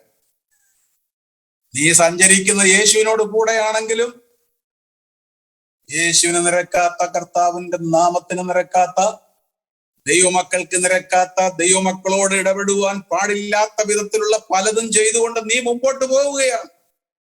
നിന്റെ മനസ്സിലെ നിരൂപണങ്ങൾ വെച്ചുകൊണ്ട് മുൻപോട്ട് പോകുന്നു. ഒടുവിൽ എന്ത് സംഭവിക്കുമെന്നറിയാമോ? നിന്റെ അവസാനം എല്ലാവരും മൂക്കത്ത് വിരൽ വയ്ക്കുന്നത് പോലെ അവസാനിക്കേണ്ടി വരും. ലജ്ജാകരമായി അവസാനിക്കേണ്ടി വരും. അത് വരാതിരിക്കണമെങ്കിൽ നീ വരേണ്ടതുപോലെ അവന്റെ അടുക്കിലേക്ക് വരണം. നീ അടുത്ത് ചെല്ലേണ്ടതുപോലെ അവന്റെ അടുക്കിലേക്ക് ചെല്ലണം. ചെല്ലുന്നില്ലെങ്കിൽ ദുരന്തമാണ് നിന്നെ കാത്തിരിക്കുന്നത് എന്ന കാര്യം ഓർത്തുകൊള്ളണം. Praise the Lord. യൂദ കുറ്റത്തെ കുറിച്ച്, തന്റെ തെറ്റുകളെ കുറിച്ച് അവൻ ഏറ്റു പറഞ്ഞിട്ടും എന്തുകൊണ്ട് രക്ഷപ്പെട്ടില്ല? സ്തോത്രം. ആമേൻ. യൂദ കുറ്റമേറ്റു പറഞ്ഞല്ലോ. അയ്യോ, ഞാൻ കുറ്റമില്ലാത്ത രക്തത്തെ കാണിച്ചു കൊടുത്തതിനാൽ പാപം ചെയ്തു പോയി എന്നവൻ കുറ്റമേറ്റു പറഞ്ഞല്ലോ. എല്ലാം കാണുന്നവനായ ദൈവം, നമ്മുടെ ഹൃദയത്തിൽ നാം നിരൂപിക്കുന്നത് വരെ കാണുന്ന ദൈവം, എന്തുകൊണ്ട് യൂദയുടെ ഈ ഏറ്റുപറച്ചിലിന് ഉപശാന്തി പരിഹാരം കൊടുത്തു? ഇവിടെ ഒരു പ്രധാന ചിന്ത നമുക്ക് ചിന്തിക്കേണ്ടതായിട്ട് വിശുദ്ധ പൗലോസ് ഒരിക്കൽ പറഞ്ഞു, ഞാൻ നിഷ്ഠൂരനും കൊലപാതകിയും ഏറ്റവും ദൈവസഭയെ മുടിച്ചവൻ, അങ്ങനെ കൊള്ളരുതാത്തവനുമായിരുന്നു. ആ പാപികളിൽ ഞാൻ ഒന്നാം. എങ്കിലും ഞാൻ അറിയാതെ കണ്ട് ചെയ്തു പോയതാകയാൽ എനിക്ക് കരുണ ലഭിച്ചു എന്ന് പൗലോസ് പറഞ്ഞു. Praise the Lord. ആമേൻ. സത്യത്തിന്റെ പരിജ്ഞാനം ലഭിച്ച ശേഷം മനഃപൂർവ്വം പാപം ചെയ്ത പാപങ്ങൾക്ക് വേണ്ടി ഇനി ഒരു യാഗവും ശേഷിക്കാതെ ന്യായവിധിക്കായി ഭയങ്കരമായ ഒരു പ്രതീക്ഷയും എതിരാളികളെ ദഹിപ്പിക്കുന്നതിന് വേണ്ടിയുള്ള ക്രോധാഗ്നിയുമേ ശേഷിച്ചിട്ടുള്ളൂ എന്ന് തിരുവെഴുത്ത് പറയും. അനേക നാളുകളെ യേശുവിനോട് കൂടെ നടന്നിട്ടുള്ള ഈ ശിഷ്യൻ യൂദ അനേക നാളുകൾ കൊണ്ട് തന്റെ മനസ്സിൽ കൊണ്ടു നടന്ന ഒരു പദ്ധതിയായിരുന്നു. അവനത് മനഃപൂർവ്വം ചെയ്യുകയായിരുന്നു. തന്റെ തെറ്റുകളെ സംബന്ധിച്ച് മനസ്സിൽ താൻ ചിന്തിച്ചും പറഞ്ഞും പ്രയോഗിച്ചും മഹാവിരോധങ്ങളുടെ അടുക്കൽ പോയി നേരത്തെ കൂട്ടി ഇതിനെല്ലാം പദ്ധതി ഒരുക്കി വില പറഞ്ഞ് സമ്മതിച്ച് തീരുമാനമെടുത്ത് നാളുകളായി കാത്തിരിക്കുകയാണ്. അല്ലാതെ ആ ദിവസം ഇങ്ങോട്ട് വന്നപ്പോ പെട്ടെന്ന് അറിയാതെ അബദ്ധത്തെ പറ്റിയതൊന്നുമല്ല. ഇത് മുൻകൂട്ടി തീരുമാനിച്ച് തയ്യാറായിരിക്കുകയാണ്. അവൻ യേശുവിനോട് കൂടെ ആയിരിക്കുന്ന ഓരോ സന്ദർഭങ്ങളിലും യേശുവിന്റെ വാക്കുകളെല്ലാം അവൻ അരോചകത്വമായിരുന്നു. നിങ്ങൾക്ക് അവന്റെ യേശുവിനോട് ചേർന്നുള്ള ശുശ്രൂഷ വേളയിൽ യൂദ എവിടെല്ലാം ഉണ്ടോ അവിടെയെല്ലാം നിങ്ങൾ ശ്രദ്ധിച്ചാൽ അറിയാം യൂദയുടെ അവിടെയുള്ള പെർഫോമൻസ് എങ്ങനെയായിരുന്നു. യൂദ കർത്താവിന്റെ വാക്കുകളിലെല്ലാം അസ്വസ്ഥനായിരുന്നു, പലപ്പോഴും അസ്വസ്ഥനായി. അന്ത്യാത്താഴ വേളയിലും അവൻ ചെയ്തത് നമുക്കറിയാം. അവിടെ അവൻ അസ്വസ്ഥനായിരുന്നു. എന്താ കാര്യം എന്ന് ചോദിച്ചാൽ അവൻ അരുതാത്ത കാര്യം വിശ്വസിച്ചുകൊണ്ട് അത് ഉള്ളിൽ പേറി നടക്കുകയാണ്. എപ്പോഴെങ്കിലും ആ പരുവം അവസരം കിട്ടിയാൽ അത് ചെയ്തെടുക്കാൻ വേണ്ടി കാത്തു നടക്കുക. ഈ മനസ്സിൽ മുൻകൂട്ടി തീരുമാനിച്ച ഒരു വ്യക്തി ചെയ്യുന്ന പ്രവർത്തനങ്ങൾക്ക് എന്താ പറയുക? സ്തോത്രം. ഒടുവിൽ അത് അവനെ ആത്മഹത്യയിലേക്ക് കൊണ്ടെത്തിച്ചു. പരിഹാരമല്ല അവന് ലഭിച്ചത്, ആത്മഹത്യയിലേക്ക് അവൻ പോകാനിടയായി. നമുക്കറിയാം, ആത്മഹത്യ ഒരു പ്രശ്നത്തിനും പരിഹാരമല്ല. യാതൊരു പ്രശ്നത്തിനും ആത്മഹത്യ പരിഹാരമല്ല. ഏതെങ്കിലും പരിഹാരം ലഭിക്കണമെങ്കിൽ നിശ്ചയമായും യൂദാ യേശുവിന്റെ ക്രൂശിങ്കിലേക്ക് ആത്മാർത്ഥമായി ഓടിച്ചു നിരുന്നുവെങ്കിൽ, ഞാൻ തെറ്റ് ചെയ്തു പോയി എന്ന് യേശുവിനോടവൻ നിലവിളിച്ചു പറഞ്ഞിരുന്നുവെങ്കിൽ, അവൻ ആശ്വാസത്തിനും വിടുതലിനുള്ള മാർഗം അവിടെ ഉണ്ടായിരുന്നു. യേശു അവനെ വിടുവിക്കുമായിരുന്നു. Price the Lord. എന്നാൽ അവനത് ചെയ്തില്ല. ഞാൻ പറഞ്ഞു വരുന്ന ഇതാണ്, നിരന്തരമായ മനസ്സിലൂടെ കടന്നു പോകുന്ന ആകാത്ത ചിന്തകളെ വളർത്തി കൊണ്ടുപോയ ഹൃദയം കഠിനപ്പെട്ട് ഒരിക്കലും ദൈവസന്നിധിയിലേക്ക് പോലും മടങ്ങി വരാൻ കഴിയാത്ത വിധത്തിൽ നീ ആയിത്തീരുകയും ഒരു മാനസാന്തരത്തിനും മനസ്സ് തോന്നാത്ത അവസ്ഥയിലേക്ക് ഒടുവിൽ എത്തിച്ചേരുകയും ചെയ്യും. അത് ദുരന്തത്തിലേ അവസാനിക്കൂ. പര്യവസാനം വളരെ വളരെ ദുഃഖകരമായി, ആർക്കും രക്ഷിക്കാൻ കഴിയില്ല. Price the Lord. അതുകൊണ്ട് രക്ഷിക്കപ്പെടാത്ത മൂഢനായ മനുഷ്യനും ആ ജാതീയ രാജാവായ നെബൂഖദ്നേസറും അതുപോലെ ജാതികളിൽപ്പെട്ട ഒരുവനായ ആ ഇസ്രായേലിന്റെ എല്ലാ കാലത്തും ശത്രുവായി തീർന്ന അമാലേക്കിനെ ഭൂമിയിൽ നിന്ന് ഇല്ലാതെയാക്കണമെന്ന് ദൈവം കൽപ്പിച്ച ആ കുടുംബത്തിൽപ്പെട്ട ഹാമാൻ, രക്ഷയിൽ നിലനിൽക്കാത്ത യൂദയെ അവന് നൽകിയ സൗഭാഗ്യകരമായ അവസ്ഥയിൽ ഉപേക്ഷിച്ച് കളഞ്ഞൂടെ? ഇങ്ങനെയുള്ള ഏതൊരു വ്യക്തികൾ അവരുടെ ആത്മകഥ ഒടുവിൽ അവരെ നാശത്തിലേക്കും മരണത്തിലേക്കുമായിരിക്കും കൊണ്ടെത്തിക്കുക. എന്നാൽ ഒരു ആത്മീയന്റെ ആത്മകഥം എവിടേക്ക് അവനെ കൊണ്ടെത്തി? Praise the lord. നവൽക്കാലം അതുകൂടെ പറഞ്ഞ് ഞാൻ അവസാനിപ്പിക്കുകയാണ്. ഒരു ആത്മീയന്റെ ആത്മകഥം അവനെ എവിടെ കൊണ്ടെത്തി? Praise the Lord. നമുക്ക് ഒന്നാമതായി വേഗത്തിൽ പറഞ്ഞു ഞാൻ പോകട്ടെ. ഒന്നാമതായി നമുക്ക് ഉൽപ്പത്തി പുസ്തകത്തിൽ നിന്നും റിബേക്കയെ കാണാൻ കഴിയും. 25-22 ഉൽപ്പത്തി പുസ്തകം. Price the Lord. ഇസ്ഹാക്കിന്റെ ഭാര്യ റിബേക്കയ്ക്ക് വേണ്ടി, അവൾക്ക് മക്കളില്ലാതിരിക്കെ സന്തതിക്ക് വേണ്ടി ഇസ്ഹാക്ക് പ്രാർത്ഥിച്ചു. അവൾ ഗർഭം ധരിച്ചു. അവൾക്ക് 2 കുട്ടികൾ ഉദരത്തിലുണ്ടായി. ഈ 2 കുട്ടികൾ ഉദരത്തിൽ വെച്ച് തമ്മിൽ പോരാട്ടം തുടങ്ങി എന്ന് നാം ആ ഭാഗത്ത് വായിക്കുന്നു. ആ പോരാട്ടം അവൾക്ക് സഹിക്കാൻ കഴിയാത്ത വിധത്തിലുള്ള പോരാട്ടമായിരുന്നു. ഉള്ളിൽ തിക്കി എന്ന് എഴുതിയിരിക്കുന്നു. ആ പോരാട്ടം അസഹനീയമായി മാറിയപ്പോൾ അവൾ വിചാരിച്ചു ജീവിച്ചിരിക്കുന്നില്ല. അവൾ ഇങ്ങനെ പറഞ്ഞു, ഇങ്ങനെ ആയാൽ ഞാൻ എങ്ങനെ എന്തിന് ജീവിക്കും?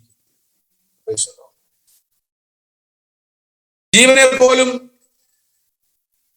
ഒടുക്കിക്കളയത്തക്കവണ്ണമുള്ള പ്രയാസം അവളെ അലട്ടാനിടയായി. ആമേൻ. Praise the Lord. ഞാൻ പറയാം, ദൈവമക്കൾക്കും കഠിന ശോധനകൾ വരും കേട്ടോ.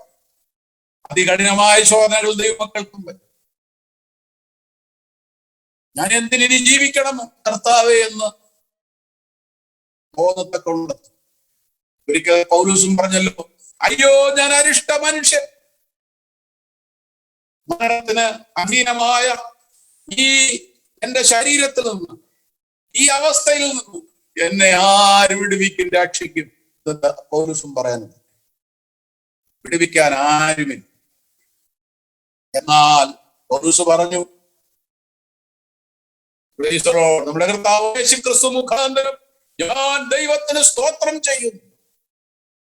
വിടുവിക്കാൻ ഒരുവനെ ഞാൻ കണ്ടെത്തിയിരിക്കുന്നു, രക്ഷിക്കുവാൻ ഒരുവനെ ഞാൻ കണ്ടെത്തിയിരിക്കുന്നു. അവൻ മൂലം എനിക്ക് വിടുതലുണ്ടത് കൊണ്ട് ഞാൻ അവനെ സ്തുതിക്കുന്നു. അവന് സ്തോത്രം, എല്ലാം മഹത്വവും സ്തുതിയും അവന് ഞാൻ കരയറ്റും എന്നതുപോലെ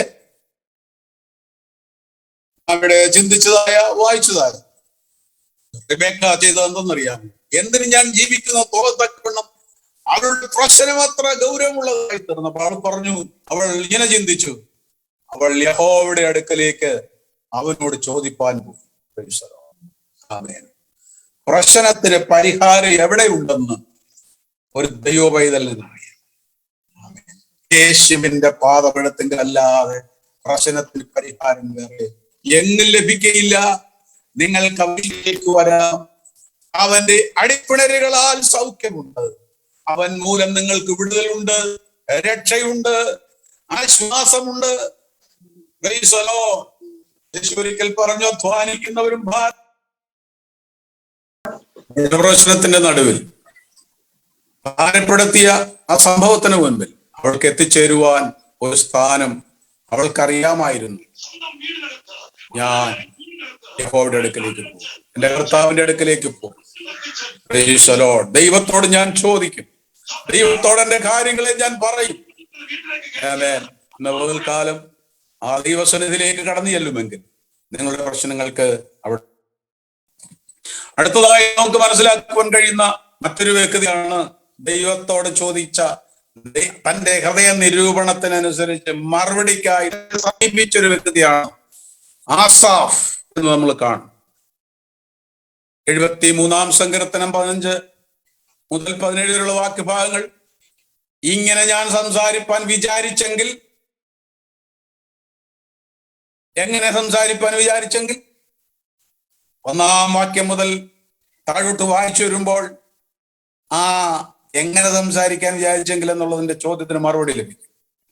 അങ്ങനെ ഞാൻ സംസാരിക്കുവാൻ ആണ് വിചാരിച്ചതെങ്കിൽ, ഇതാ ഞാൻ നിന്റെ മക്കളുടെ തലമുറയോട് ദ്രോഹം ചെയ്യുമായിരുന്നു. എന്നാൽ ഇത് ഞാൻ ഗ്രഹിപ്പാൻ നിരൂപിച്ചപ്പോൾ എനിക്ക് വളരെ പ്രയാസമായി തോന്നി. ഒടുവിൽ ഞാൻ തീരുമാനിച്ചു, ദൈവത്തിന്റെ വിശുദ്ധ മന്ദിരത്തിലേക്ക് ഞാൻ ചെല്ലും. മറുപടിക്ക് വേണ്ടി ഒരു സ്ഥാനമേ ഉള്ളൂ, അവന്റെ വിശുദ്ധ മന്ദിരത്തിൽ, യേശുവിന്റെ പാദപീഠത്തിൽ. Price the Lord. ഞാൻ അവിടെ ചെല്ലും, ദൈവത്തോട് കാര്യത്തെ അന്വേഷിക്കും. Price the Lord. ദൈവം നിർമ്മല ഹൃദയമുള്ളവർക്ക് അവൻ നല്ലവനാണ് നിശ്ചയമെന്ന് നന്നായിട്ട് ആസാഫിന് അറിയാം. പക്ഷേ അതിന് വിപരീതമായിട്ടാണ് കാര്യങ്ങൾ ഇവിടെ സംഭവിക്കുന്നത്. നല്ലവരല്ലാത്തവർക്കാണ് എല്ലാം നല്ലതായിട്ട് അനുഭവമാകുന്നത്. ഇതാണ് തന്നെ ചിന്താക്കുഴപ്പത്തിലാക്കിയത്. എന്ത് കാര്യമാണ്? എല്ലാവരോടും ഞാൻ പറഞ്ഞു, ദൈവം നല്ലവനാണ്, നിങ്ങളെ സഹായിക്കും, നിങ്ങളെ രക്ഷിക്കും എന്ന് ഞാൻ എത്ര പേരോട് പറഞ്ഞു കർത്താവേ. പക്ഷേ നേരെ വിപരീതമാണല്ലോ സംഭവിക്കുന്നതെല്ലാം എന്നോർത്ത് ഹൃദയവേദനയോടുകൂടെ ഇനി ഞാൻ ഇങ്ങനെ ജീവിച്ചത് എന്തിനു വേണ്ടി? ഞാൻ കുറ്റമില്ലായ്മയിൽ എന്റെ കൈകളെ കഴുകി ജീവിച്ചു. ആസാഫിന് എത്ര ചിന്തിച്ചിട്ടും മനസ്സിലാകാത്തൊരു കാര്യം, ദൈവത്തെ കൂടാതെ ജീവിക്കുന്നവർ എല്ലാ വിധത്തിലും അനുഗ്രഹിക്കപ്പെടുന്നു. അവർക്ക് യാതൊരു തരത്തിലുള്ളതായ പരാജയമോ യാതൊരുവിധ കുറവുകളോ ബുദ്ധിമുട്ടുകളോ അവർ അനുഭവിക്കുന്നില്ല. എന്നാൽ ദൈവത്തിനായി ജീവിക്കുന്നവർ നിരന്തരം കഷ്ടതകൾ അനുഭവിക്കുന്നു, വേദനകൾ സഹിക്കുന്നു, രോഗികളായിത്തീരുന്നു, കഷ്ടത അനുഭവിക്കേണ്ടി വരും. അല്ലാതുള്ളവരെല്ലാം സൗഭാഗ്യത്തോടെ വാഴും. Price the Lord. ഈ പ്രവണത പലരെയും ദൈവത്തിൽ നിന്ന് അകറ്റിക്കളയുവാൻ ഇടവരികയില്ലേ എന്നായിരുന്നു ആസാഫിന്റെ ആശങ്ക. Price the Lord. പക്ഷേ തനിക്ക് ചിന്തിച്ചിട്ട് മറുപടി കിട്ടാത്ത വിഷയത്തിന് തന്റെ മനസ്സിലൂടെ ഒരു തെറ്റായ തീരുമാനമെടുക്കുവാൻ തയ്യാറാകാതെ ദൈവസന്നിധിയിലേക്ക് കടന്നു. Price the Lord. അവൻ അവിടെ ചെന്നതിന് ശേഷം അവന് മനസ്സിലാക്കാൻ കഴിഞ്ഞു, കർത്താവേ, അവരുടെ അന്തം എന്തായിത്തീരും എന്നവൻ ദൈവത്തോട് ചോദിച്ചു. ദൈവത്തിന് കൊടുത്ത മറുപടി, നിശ്ചയമായും ദൈവം അവരെ വഴുവഴുപ്പിൽ നിർത്തിയിരിക്കും. Praise the Lord. അവർ മെരുഴ്ചകളാൽ അശേഷം മുടിഞ്ഞു തുടങ്ങിയുള്ള ചിന്തകൾ ഇന്ന് നന്നായി തോന്നുമെങ്കിലും, എൻ്റെ പ്രിയ സഹോദരങ്ങളെ, ഇന്ന് നന്നായി തോന്നും. ഇന്ന് ആരോഗ്യമുണ്ട്, ഇന്ന് പണമുണ്ട്, ഇന്ന് കഴിവുണ്ട്, ഇന്ന് എല്ലാ തരത്തിലും ഒന്നിനും കുറവില്ല പദ്ധതികൾ രൂപീകരിക്കാം. പക്ഷേ ഇതിനെല്ലാം ഒരു അവസാനം വരാൻ പോകും. അത് വരുമ്പോൾ എന്ത് ചെയ്യും? Price the Lord. നിന്റെ സൃഷ്ടാവിനെ, നിന്റെ യൗവനത്തിൽ നിന്റെ സൃഷ്ടാവിനെ ഓർത്തുകൊള്ളുക. ദുർദിവസങ്ങൾ നിനക്ക് വരും. എനിക്കിഷ്ടമല്ല, എനിക്കിഷ്ടമില്ല, എനിക്കിത് വയ്യ, എനിക്ക് ബുദ്ധിമുട്ടുണ്ടെന്ന് പറയുന്ന കാലം വരും. ആ സമയം വരുന്നതിന് മുൻപേ തന്നെ, ഇപ്പോൾ നിന്റെ യൗവന കാലത്ത് തന്നെ നിന്റെ സൃഷ്ടാവിനെ ഓർത്തുകൊള്ളുക എന്ന് ദൈവത്തിന്റെ വചനം നമ്മോട് ആവശ്യപ്പെടും. Praise the Lord. ആമേൻ. അതുകൊണ്ട് ചിന്താക്കുഴപ്പത്തിൽ അകപ്പെട്ടു പോകരുത്. ദൈവത്തെ തള്ളിക്കളയുവാൻ ഇടവരരുത്. ഒരു ദൈവ പൈതലിന് അങ്ങനെ വരികയില്ലെന്നാണ് തിരുവെഴുത്തിൽ നാം കാണുന്നത്. ദാവീദും ഇതുപോലെ മനസ്സിൽ അനവധി, ഹൃദയത്തിൽ പലതരത്തിലുള്ള ചിന്തകളുള്ള മനുഷ്യനായിരുന്നു ദാവീദ്. അവൻ ഒരിക്കൽ പറഞ്ഞു, എൻ്റെ ആത്മാവേ, നീ വിഷാദിച്ച ഉള്ളിൽ ഞരങ്ങുന്നതെന്ത്? Praise the Lord. ആമേൻ. ഒരു ദൈവ പൈതൽ എന്ന നിലയിൽ അവനായിരുന്നുവെങ്കിലും അവൻ തന്നോട് തന്നെ ചോദിക്കുന്ന ഒരു ചോദ്യം, പലവിധ വിഷയങ്ങളിൽ ഹൃദയത്തിൽ വേദന അനുഭവിക്കപ്പെടുന്നവനായി, വിഷാദിക്കുന്നവനായി, അവൻ ഞെരുങ്ങുന്നവനായി, ഉള്ളിൽ ഭാരപ്പെടുന്നവനായി അവൻ കഴിഞ്ഞപ്പോഴും അവൻ തന്നോട് തന്നെ ചോദിക്കുന്നു, എൻ്റെ ആത്മാവേ, നീ വിഷാദിച്ചുള്ളിൽ ഞരങ്ങുന്നത് എന്ത്? ദൈവത്തിൽ പ്രത്യാശ വയ്ക്കുക. Price the Lord. തന്നോട് തന്നെ ചോദിക്കുകയാണ്. ആമേൻ. തന്നോട് തന്നെ അവൻ പറയുകയാണ്.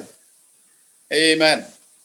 എൻ മനമേ, നീ വീണ്ടും സ്വസ്ഥമായിരിക്കുക, യഹോവ നിനക്ക് ഉപകാരം ചെയ്തിരിക്കും. Price the Lord. ഒരിക്കൽ പറയാൻ, മനമേ യഹോവയെ വാഴ്ത്തുക,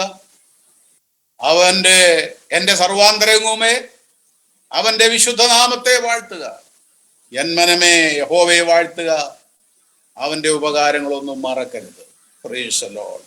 താൻ തന്നോട് തന്നെ ദൈവത്തിനായി ജീവിക്കേണ്ടതിന് തന്നെ അതിനായി ഉറപ്പിക്കുന്നു, അതിനായി ശുപാർശ ചെയ്യുന്നു, അതിനായി അന്തരംഗത്തിൽ തീരുമാനമെടുക്കുന്നു. ഒരു ഭക്തന്റെ അന്തരംഗത്തോടുള്ള സംഭാഷണം അവനെ സ്വയം ധൈര്യപ്പെടുത്തുന്നതിൻ്റെയും അതിശക്തമായ തീരുമാനത്തിൻ്റെയും സമർപ്പണത്തിൻ്റെയും അവസ്ഥയിൽ അവനെ കൊണ്ടെത്തിക്കുന്നതായിരിക്കും. Price the Lord. പകൽക്കാലം നിങ്ങളുടെ ഉള്ളിലുള്ള നിങ്ങളുടെ ചിന്തകൾ നിങ്ങളെ അതിലേക്ക് നടത്തുന്നുവോ, അതോ ആകെ തകർന്നു പോകുന്ന, ഒരു വിധത്തിലും ഇനി ഒരു രക്ഷയുമില്ലെന്ന് ചിന്തിച്ച് ഭാരപ്പെടുന്ന അവസ്ഥയിൽ നിങ്ങളെ കൊണ്ടെത്തിച്ചിരിക്കുന്നുവോ? ഞാൻ ഇനി എന്തിന് ജീവിക്കുന്നു എന്ന് പറഞ്ഞുകൊണ്ട് ജീവിതത്തിന് വിരാമം കുറിക്കുവാനുള്ള ഒരവസ്ഥയിലേക്ക് വന്നിരിക്കുന്നുവോ? ഒന്നിലും ഒരു ദൈവ പൈതൽ ഭാരപ്പെടേണ്ടി വരികയില്ല. എല്ലാറ്റിനും നിങ്ങളുടെ മനസ്സിലൂടെ, നിങ്ങളുടെ ഉള്ളിലൂടെ കടന്നു പോകുന്ന ചിന്താഭാരങ്ങൾ എന്തായിരുന്നാലും നിങ്ങൾക്കത് അവന്റെ മേൽ വയ്ക്കാം. Praise the lord. നിങ്ങളുടെ സകല ചിന്താകുലങ്ങളെയും അവന്റെ മേലിട്ടുകൊള്ളുവീൻ. Praise the Lord. ഹല്ലേലൂയ. അവൻ നിങ്ങൾക്കായി കരുതുന്നതാകയാൽ നിങ്ങളുടെ എല്ലാ ചിന്താകുലങ്ങളും അവന്റെ മേലിട്ടുകൊള്ളുവാൻ ദൈവത്തിന്റെ വചനം നമ്മോട് ആവശ്യപ്പെടുന്നു. Price the Lord. ഒരിക്കൽ മുടിയനായ പുത്രൻ പറഞ്ഞത് നമുക്കറിയാം. ഞാൻ എഴുന്നേറ്റ് എൻ്റെ അപ്പന്റെ അടുക്കിലേക്ക് പോകുമെന്ന് അവന്റെ ഉള്ളിൽ അവൻ പറഞ്ഞു. സ്തോത്രം. അപ്പ ഞാൻ സ്വർഗത്തോടും നിന്നോടും പാപം ചെയ്തു എന്ന് ഞാൻ എൻ്റെ അപ്പനോട് പറയും എന്നവൻ ഉള്ളിൽ പറഞ്ഞു. നിന്റെ മകൻ എന്ന പേരിന് ഞാൻ യോഗ്യനല്ല എന്ന് ഞാൻ എൻ്റെ അപ്പനോട് പറയും എന്നവൻ ഉള്ളിൽ പറഞ്ഞു. നിന്റെ കൂലിക്കാരിൽ ഒരുത്തനെ പോലെ എന്നെ ആക്കണമേ എന്ന് ഞാൻ എൻ്റെ അപ്പനോട് പറയും എന്നവൻ പറഞ്ഞു. Praise the Lord. എന്നിട്ട് അവൻ ഈ തീരുമാനത്തോടു കൂടെ അപ്പന്റെ ഭവനത്തിലേക്ക് പോയി എന്ന് നാം കാണും. ഞാൻ എന്താണ് പറഞ്ഞത് നിങ്ങൾക്ക് മനസ്സിലായെന്ന് വിചാരിക്കുന്നു. അതായത് നമ്മുടെ ഹൃദയത്തിലെ തീരുമാനം, ഏത് തരത്തിലുള്ള ചിന്തയാണ് നിങ്ങളെ ഇന്ന് പകൽക്കാലവും ഭരിക്കുന്നതെന്ന് വെച്ചാൽ അതിനനുയോജ്യമായി, അതിന് യോഗ്യമായ വിധത്തിൽ, അതിനർഹമായ വിധത്തിൽ നിശ്ചയമായും ദൈവം നിങ്ങൾ ഇടപെടുവാനിടയായിത്തീരും. Price the Lord. ദൈവസന്നിധിയിലേക്ക് കടന്നുവരുവാൻ ഒരു ദൈവ പൈതലിനെ സംബന്ധിച്ചിടത്തോളം എപ്പോഴും അവസരമുണ്ട്. അവന്റെ ആത്മഗതം പോലെ അമുടിയനായ പുത്രൻ ചെയ്തു.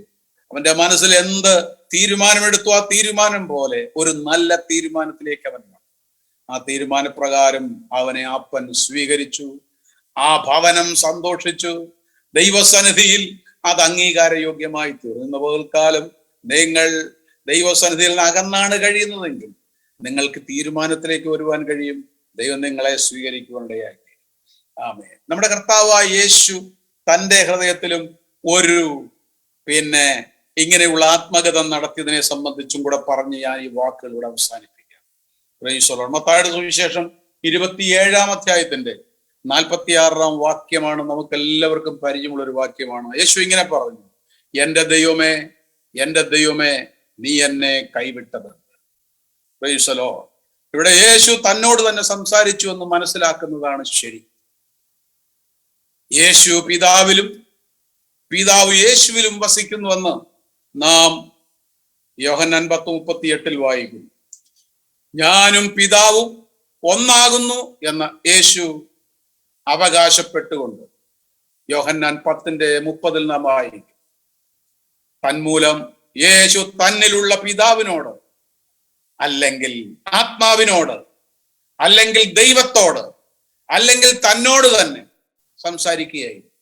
അതായത് യേശുവിലുള്ള മനുഷ്യത്വം അവനിലെ ദൈവത്വത്തോട് സംസാരിക്കുകയായി.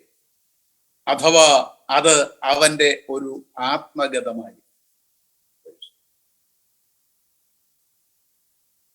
ഇത് പറയുന്നതിന് മുൻപ് യേശു ഗത്സമനയിലും പിതാവിനെ വിളിച്ച് പ്രാർത്ഥിച്ചിരുന്നതായിട്ട് നമുക്കറിയാം. പിതാവേ, കഴിയുമെങ്കിൽ ഈ പാനപാത്രം എങ്കിൽ നീക്കണമേ, എങ്കിലും എന്റെ ഇഷ്ടമല്ല നിന്റെ ഇഷ്ടം പോലെ ആകട്ടെ എന്നവൻ പ്രാർത്ഥിച്ചതായിട്ട് നാം വായിക്കും. എന്താണ് ഇവിടെ സംഭവിച്ചിരിക്കുന്നത്?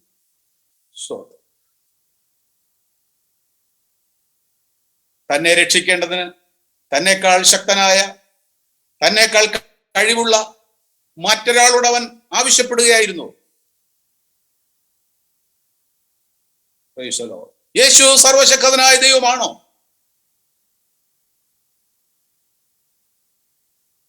പിന്നെന്തുകൊണ്ട് യേശു സഹായത്തിന് മറ്റൊരാളെ വിളിക്കുന്നു? ഇന്ന് പകൽക്കാലം ദൈവമക്കൾ അറിയേണ്ടതുപോലെ കാര്യങ്ങൾ അറിയുമെങ്കിൽ ഈ കാര്യത്തിന്മേൽ നമുക്ക് മറുപടി ലഭിക്കും. മറ്റൊന്നുമല്ല, ഇവിടെ മനുഷ്യനെന്ന നിലയിൽ ദൈവക്രോധത്തിന്റെ പാനപാത്രം കുടിപ്പാൻ തനിക്ക് കഴിയുന്നില്ലെന്ന് മനുഷ്യനെന്ന നിലയിൽ അവൻ വിലപിക്കുകയായി. അപ്പോൾ തന്നെ ദൈവമെന്ന നിലയിൽ അത് ഏറ്റെടുക്കുവാൻ അവന് കഴിയും എന്ന് ആകട്ടെ, നിന്റെ ഇഷ്ടം പോലെ ആകട്ടെ എന്ന് പറഞ്ഞ് അവൻ തന്നെ അതിനായി ഏൽപ്പിച്ചു കൊടുക്കുകയായി.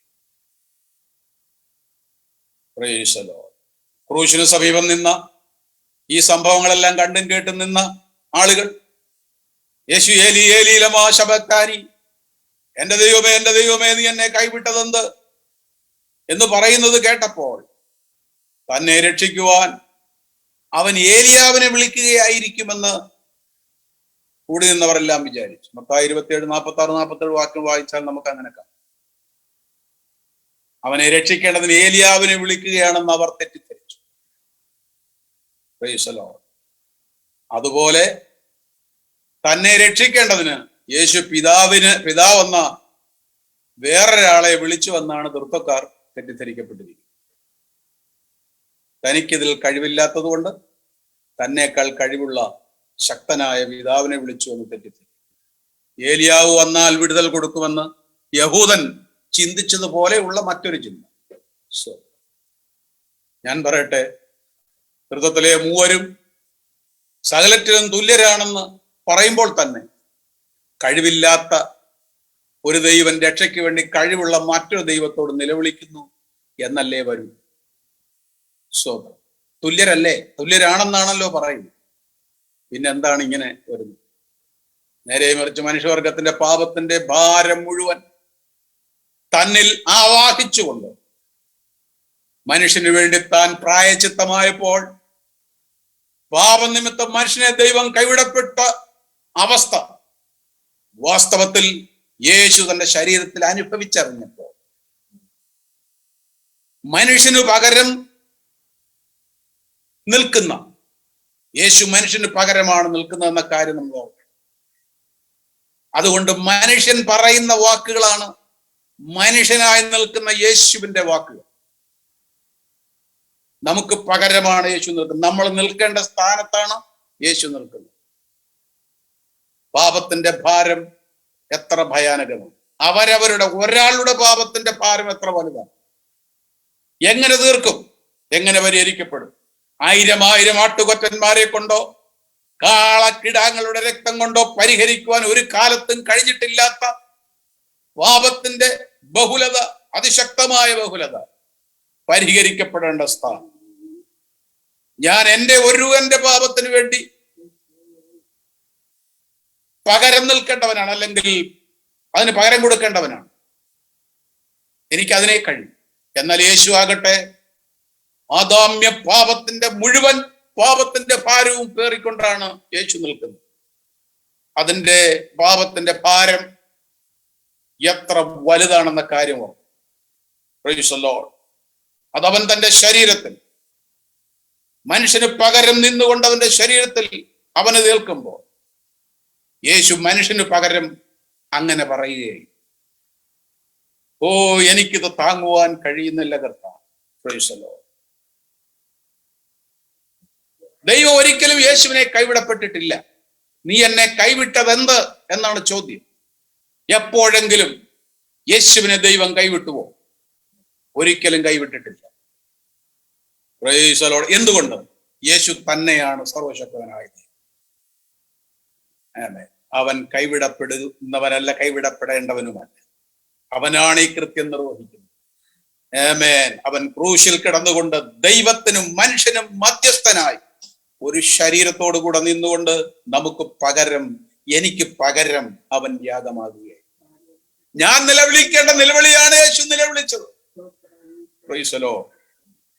ഓ ഈ പാപത്തിന്റെ ഭാരം അത്ര വലുതാണ്, എനിക്ക് സഹിക്കുവാൻ താങ്ങുവാൻ കഴിയുന്നില്ല എന്ന് ഞാനും നിങ്ങളും പറയേണ്ട വാക്കുകൾ പറയുകയായിരുന്നു. അല്ലാതെ ദൈവം യേശുവിനെ കൈവിട്ടതല്ല.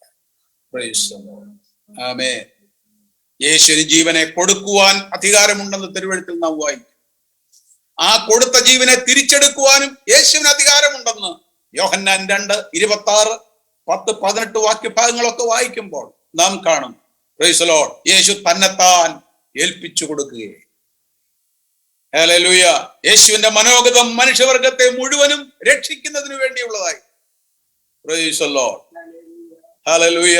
അവൻ തന്നോട് തന്നെ സംസാരിക്കുകയായി.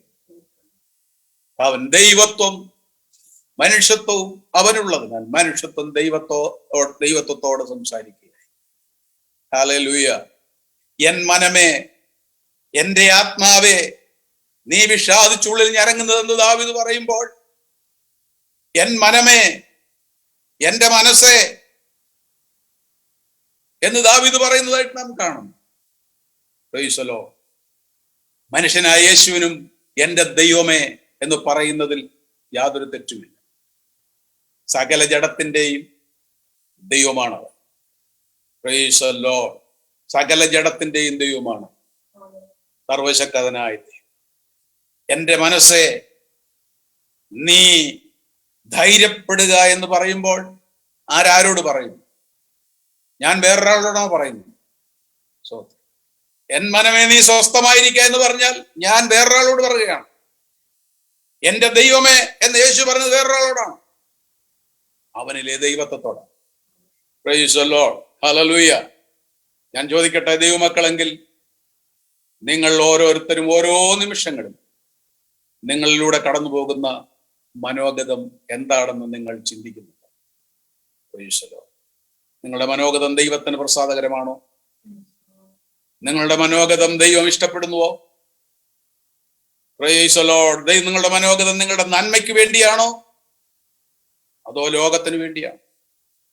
നിങ്ങളുടെ മനോഗതം നിങ്ങളെ നിത്യതയിലേക്കും ദൈവത്തെങ്കിലേക്കും അടുപ്പിക്കുന്നതാണ്. നിങ്ങളുടെ മനോഗതം സ്വർഗത്തെ കുറിച്ചുള്ളതാണോ, ഉയരത്തുള്ളതിനെ കുറിച്ചാണ്? ഭൂമിയിലുള്ളതല്ല ഉയരത്തിലുള്ളതിനെ കുറിച്ച് നിങ്ങൾ ചിന്തിപ്പിന്ന് തിരുവെഴുത്ത് നമ്മോട് പറയും. മൂടനായ ധനികനെ പോലെ, ആ ജാതീയ രാജാവായ നെബൂഖദ്നേസറിനെ പോലെ, ആ ജാതീയനായ ഹാമാനെ പോലെ ദൈവസന്നിധിയിൽ വന്നതിന് ശേഷവും പിന്തിരിപ്പ് സ്വഭാവവും കാണിച്ചുകൊണ്ട് നടന്ന യൂദയെ പോലെ നിങ്ങളുടെ മനോഗതങ്ങൾ നിങ്ങൾ ഒടുവിൽ നാശത്തിൽ കൊണ്ടെത്തിക്കുവാനിടയായി. നിങ്ങളിൽ വ്യാപരിക്കുന്ന മനോഭാവങ്ങൾ അങ്ങനെയാണെങ്കിൽ നന്മയ്ക്കല്ല, അത് ദോഷത്തിന് മാത്രമേ കാരണമാവുകയുള്ളൂ. എന്നാൽ ആ റിബേക്കയെ പോലെയോ ആസാഫിനെ പോലെയോ ദാവീദിനെ പോലെയോ, പോകട്ടെ ആ മുടിയനായ പുത്രൻ എന്ന് വിളിക്കപ്പെട്ട അവന്റെ തീരുമാനത്തെ പോലെയോ, പ്രൈസ് ദി ലോർഡ്, അതിശക്തമായ ഒരു തീരുമാനത്തിനായി നിങ്ങൾ സമർപ്പിക്കപ്പെട്ട, ദൈവിക പ്രവർത്തനത്തിനായി നിങ്ങൾ ഏൽപ്പിക്കപ്പെട്ട, നിശ്ചയമായും അത് നിങ്ങളെ നിത്യതയിലേക്ക്, സ്വർഗത്തിലേക്ക് നയിക്കും. നിത്യജീവനിലേക്ക് അത് നിങ്ങളെ നയിക്കുവാനിടയായി. അത് മാത്രമല്ല, യേശുവിന്റെ ആത്മഗതം അനേകം ആത്മാക്കളെ രക്ഷിക്കുന്നതിന് വേണ്ടിയുള്ളതായി. ഹല്ലേലൂയ. യേശുവിന്റെ ആ നിലവിളി പ്രൈസ് എന്നെയും നിങ്ങളെയും പാപത്തിന്റെ ഭയാനകമായ അവസ്ഥയിൽ നിന്ന് രക്ഷിക്കുവാനുള്ളതായി. ലോകത്തിലുള്ള സകല മനുഷ്യവർഗത്തെയും രക്ഷിക്കുവാനുള്ള അവന്റെ ആത്മഗതം. Price the Lord.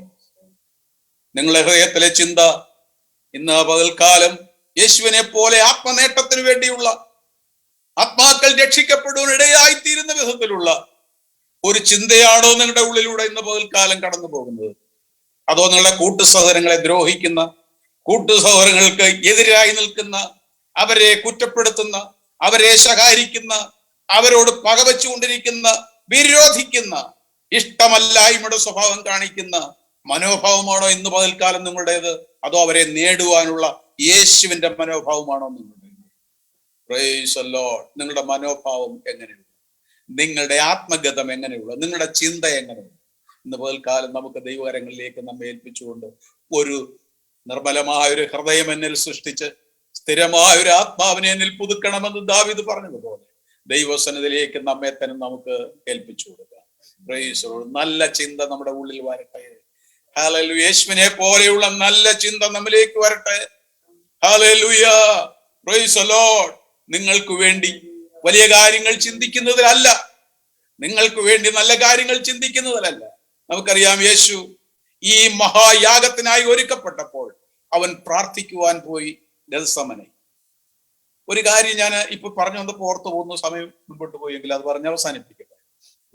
പ്രാർത്ഥനയെ കുറിച്ചുള്ള ചില കാര്യങ്ങൾ അത് വിശദീകരിക്കുന്ന ഒറ്റ കാര്യമേ പറയുന്നുള്ളൂ. Price the Lord. പ്രാർത്ഥന എന്നുള്ളത് നിങ്ങളുടെ വ്യക്തിപരമായ പ്രശ്നങ്ങളുടെയും ആവശ്യങ്ങളുടെയും വിഷയത്തിന് വേണ്ടിയുള്ള പ്രാർത്ഥന അല്ല.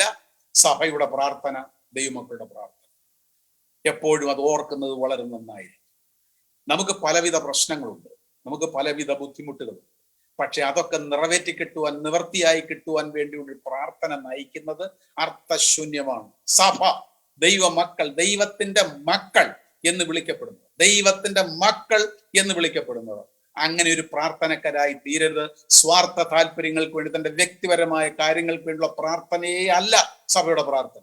നിങ്ങൾ ലോകത്തിൽ നഷ്ടപ്പെട്ടു പോകുന്ന ആത്മാക്കൾക്ക് വേണ്ടിയാണ് നിങ്ങളെ നിർത്തിയിരിക്കുന്നത്. നിങ്ങളുടെ പ്രാർത്ഥന ഏത് വിധേനയും മറ്റുള്ളവർ രക്ഷിക്കപ്പെടണം, അതിനുവേണ്ടിയുള്ള പ്രാർത്ഥനയായിരിക്കണം. Price the Lord. സഭയുടെ പ്രാർത്ഥന അത് തന്നെയാണ്. അത് വിശദീകരിക്കാനുണ്ട്, എനിക്ക് അത് ഇപ്പൊ പറ്റുന്നില്ലെങ്കിലും ഞാൻ പറയട്ടെ. ഏതൊരു പ്രാർത്ഥനക്കാർ പ്രാർത്ഥിച്ചിട്ടുണ്ടെങ്കിലും അവർ വമ്പിച്ച വലിയൊരു പ്രവർത്തനത്തിന് വേണ്ടിയുള്ള മുന്നോടിയായിട്ടാണ് പ്രാർത്ഥന നടത്തിയത്. നിങ്ങൾ ആരുടെ പ്രാർത്ഥന നിങ്ങൾ എടുത്തു, പഴയ നിയമത്തിലോ പുതിയ നിയമത്തിലോ നടന്നിട്ടുള്ള ഏതൊരു പ്രാർത്ഥന നിങ്ങൾ എടുത്താലും പ്രൈസ് ദി ലോർഡ്, വമ്പിച്ച ഒരു പ്രവർത്തനത്തിനായി തങ്ങളെ തന്നെ ഒരുക്കുവാൻ, സന്നദ്ധമാക്കുവാൻ, ആ പ്രവർത്തനത്തിന് ആ പദ്ധതി രൂപീകരിച്ചതിന് ശേഷം ആ പദ്ധതി നിവർത്തിക്കുവാനുള്ള അതിന്റെ ഉദ്ഘാടനം എന്ന് വേണമെങ്കിൽ പറയാം, അത് ആരംഭിക്കാൻ വേണ്ടി ദൈവത്തോട് പറയുന്നതാണ്, പറഞ്ഞുകൊണ്ട് അത് ആരംഭിക്കാൻ പോകുന്നതാണ് പ്രാർത്ഥന. എല്ലായിടത്തും അതേ നടന്നിട്ടുള്ളൂ, എല്ലായിടത്തും അങ്ങനെയാണ്. അല്ലാതെ ആരെങ്കിലും അവരുടെ വ്യക്തിപരമായ ഒരു കാര്യം സാധിക്കുന്നതിന് വേണ്ടി ഒരു പ്രാർത്ഥനയും ദൈവത്തിന്റെ ഭക്തന്മാർ ചെയ്തിട്ടുള്ളതായി നമ്മൾ കാണുന്നില്ല. Price the Lord. അത് പിന്നീട് ഒരു അവസരത്തിൽ വിശദീകരിക്കുക. ഇവിടെ ഞാൻ അവസാനിപ്പിക്കട്ടെ. യേശുക്രിസ്തു കാൽവറിയിലെ മഹായാഗത്തിന് മുൻപായി അവൻ പ്രാർത്ഥിക്കുവാൻ മലയിലേക്ക് പോയി, ഗെത്സമനയിലേക്ക് പോയി. അവൻ അവിടെ വെച്ച് നടത്തിയ പ്രാർത്ഥന നമ്മെല്ലാവരെയും വഹിച്ച് അവൻ പ്രാർത്ഥിക്കുകയായിരുന്നു. അവൻ ചെയ്യുവാനിരുന്ന ആ വീണ്ടെടുപ്പിന്റെ വേലയുടെ ആ വലിയ ശുശ്രൂഷയ്ക്ക് വേണ്ടി അവനെ ധൈര്യപ്പെടുത്തുവാൻ, ശക്തിപ്പെടുത്തുവാൻ അവൻ പ്രാർത്ഥിക്കുകയായിരുന്നു. ദൂതന്മാർ കടന്നു വന്ന് അവനെ ശക്തിപ്പെടുത്തി എന്ന് നമ്മൾ വായിക്കുന്നു. Price the Lord. ആ ശക്തിയോടുകൂടെ, ബലത്തോടുകൂടെ ആ ശുശ്രൂഷ, യാഗം, മനുഷ്യവർഗത്തിന് വേണ്ടിയുള്ള യാഗം അവൻ കാൽവറിയിൽ നിവർത്തിക്കുകയായിരുന്നു. വലിയ യാഗം, ഒരു മഹായാഗം അവൻ ചെയ്യുകയായിരുന്നു. അതിന്റെ വിജയകരമായ, ശക്തമായ അതിന്റെ നടത്തിപ്പിന് വേണ്ടിയുള്ള ഒരു സമർപ്പണമായിരുന്നു ആ പ്രാർത്ഥന. ഇന്ന് കാലം നമുക്കും ദൈവസന്നിധിയിലേക്ക് കടന്നു വന്നു ആത്മാക്കളെ രക്ഷയിലേക്ക് നേടുവാൻ, കർത്താവിന്റെ രാജ്യത്തിലേക്ക് നേടുവാൻ. Price the Lord. നമ്മുടെ ഹൃദയത്തിൽ എപ്പോഴും ചിന്തയും ഭാരവും ഹൃദയത്തിൽ ഭരിച്ചുകൊണ്ടിരിക്കുന്ന ആഗ്രഹം എപ്പോഴും അതായിരിക്കുവാൻ നമ്മെ തന്നെ ഇന്ന് പകൽക്കാലം ദൈവത്തിനായി ഒരുക്കി കൊടുക്കുവാൻ നിങ്ങളെ ഏവരെയും ഞാൻ ആഹ്വാനം ചെയ്തുകൊണ്ട് എന്റെ വാക്കുകളെ ഞാൻ ചുരുക്കുന്നു. ദൈവം നമ്മെ അനുഗ്രഹിക്കട്ടെ. Price the Lord. Amen. Praise the Lord. Glory to God. Amen. Hallelujah. ദൈവത്തിൻ പൈതലേ, നിന്റെ ജീവിതകാലമതിൽ ഓരോരോ ഭാരങ്ങളാലേ പാരം വലഞ്ഞിടുമ്പോൾ ചിന്താകുലങ്ങളെല്ലാം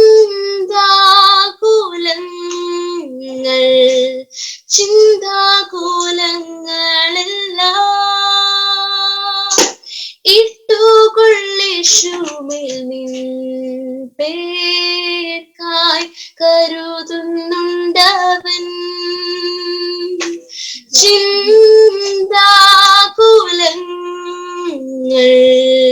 ചിന്താകുലങ്ങളെല്ലാം ഇട്ടുകൊള്ളിഷുമേൽ നിൻ പേർക്കായി കരുതുന്നുണ്ടവൻ.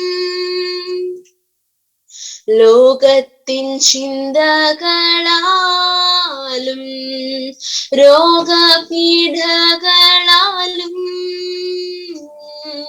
മറ്റു പ്രയാസങ്ങളാലും മുറ്റും തളർന്നിടുമ്പോൾ ചിന്താകുലങ്ങളെല്ലാം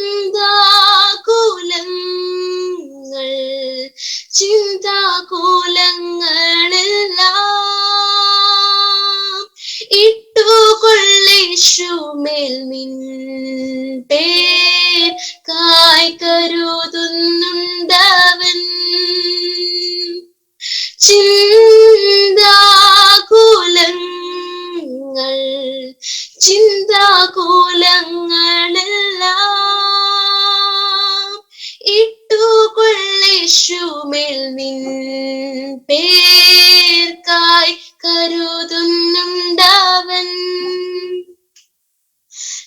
കർത്താവിനിഷ്ടമാം വണ്ണം നിത്യം ജീവിച്ചിടുവാൻ നിൻ പ്രയത്നങ്ങൾ എപ്പോഴും നിഷ്ഫലമായി വരുമ്പോൾ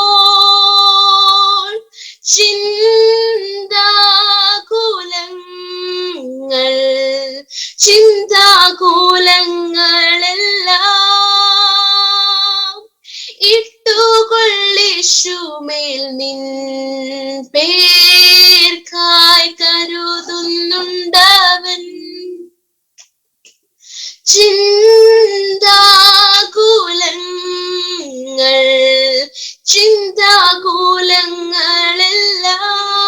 ചിന്താകുലങ്ങളെല്ലാം ഇട്ടുകൊള്ളിശുമേൽ നിൻ പേർക്കായി കരുതുന്നുണ്ടവൻ. ദൈവം നിന്നെ നടത്തുന്ന നിൻ വഴിയിൽ മുഴുവൻ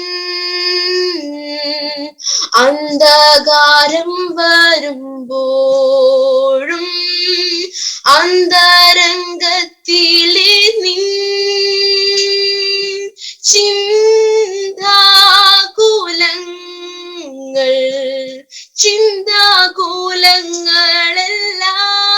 ചിന്താകുലങ്ങളെല്ലാം ഇട്ടുകൊള്ളിശുമേൽ നിൻ പേർക്കായി കരുതുന്നുണ്ടവൻ.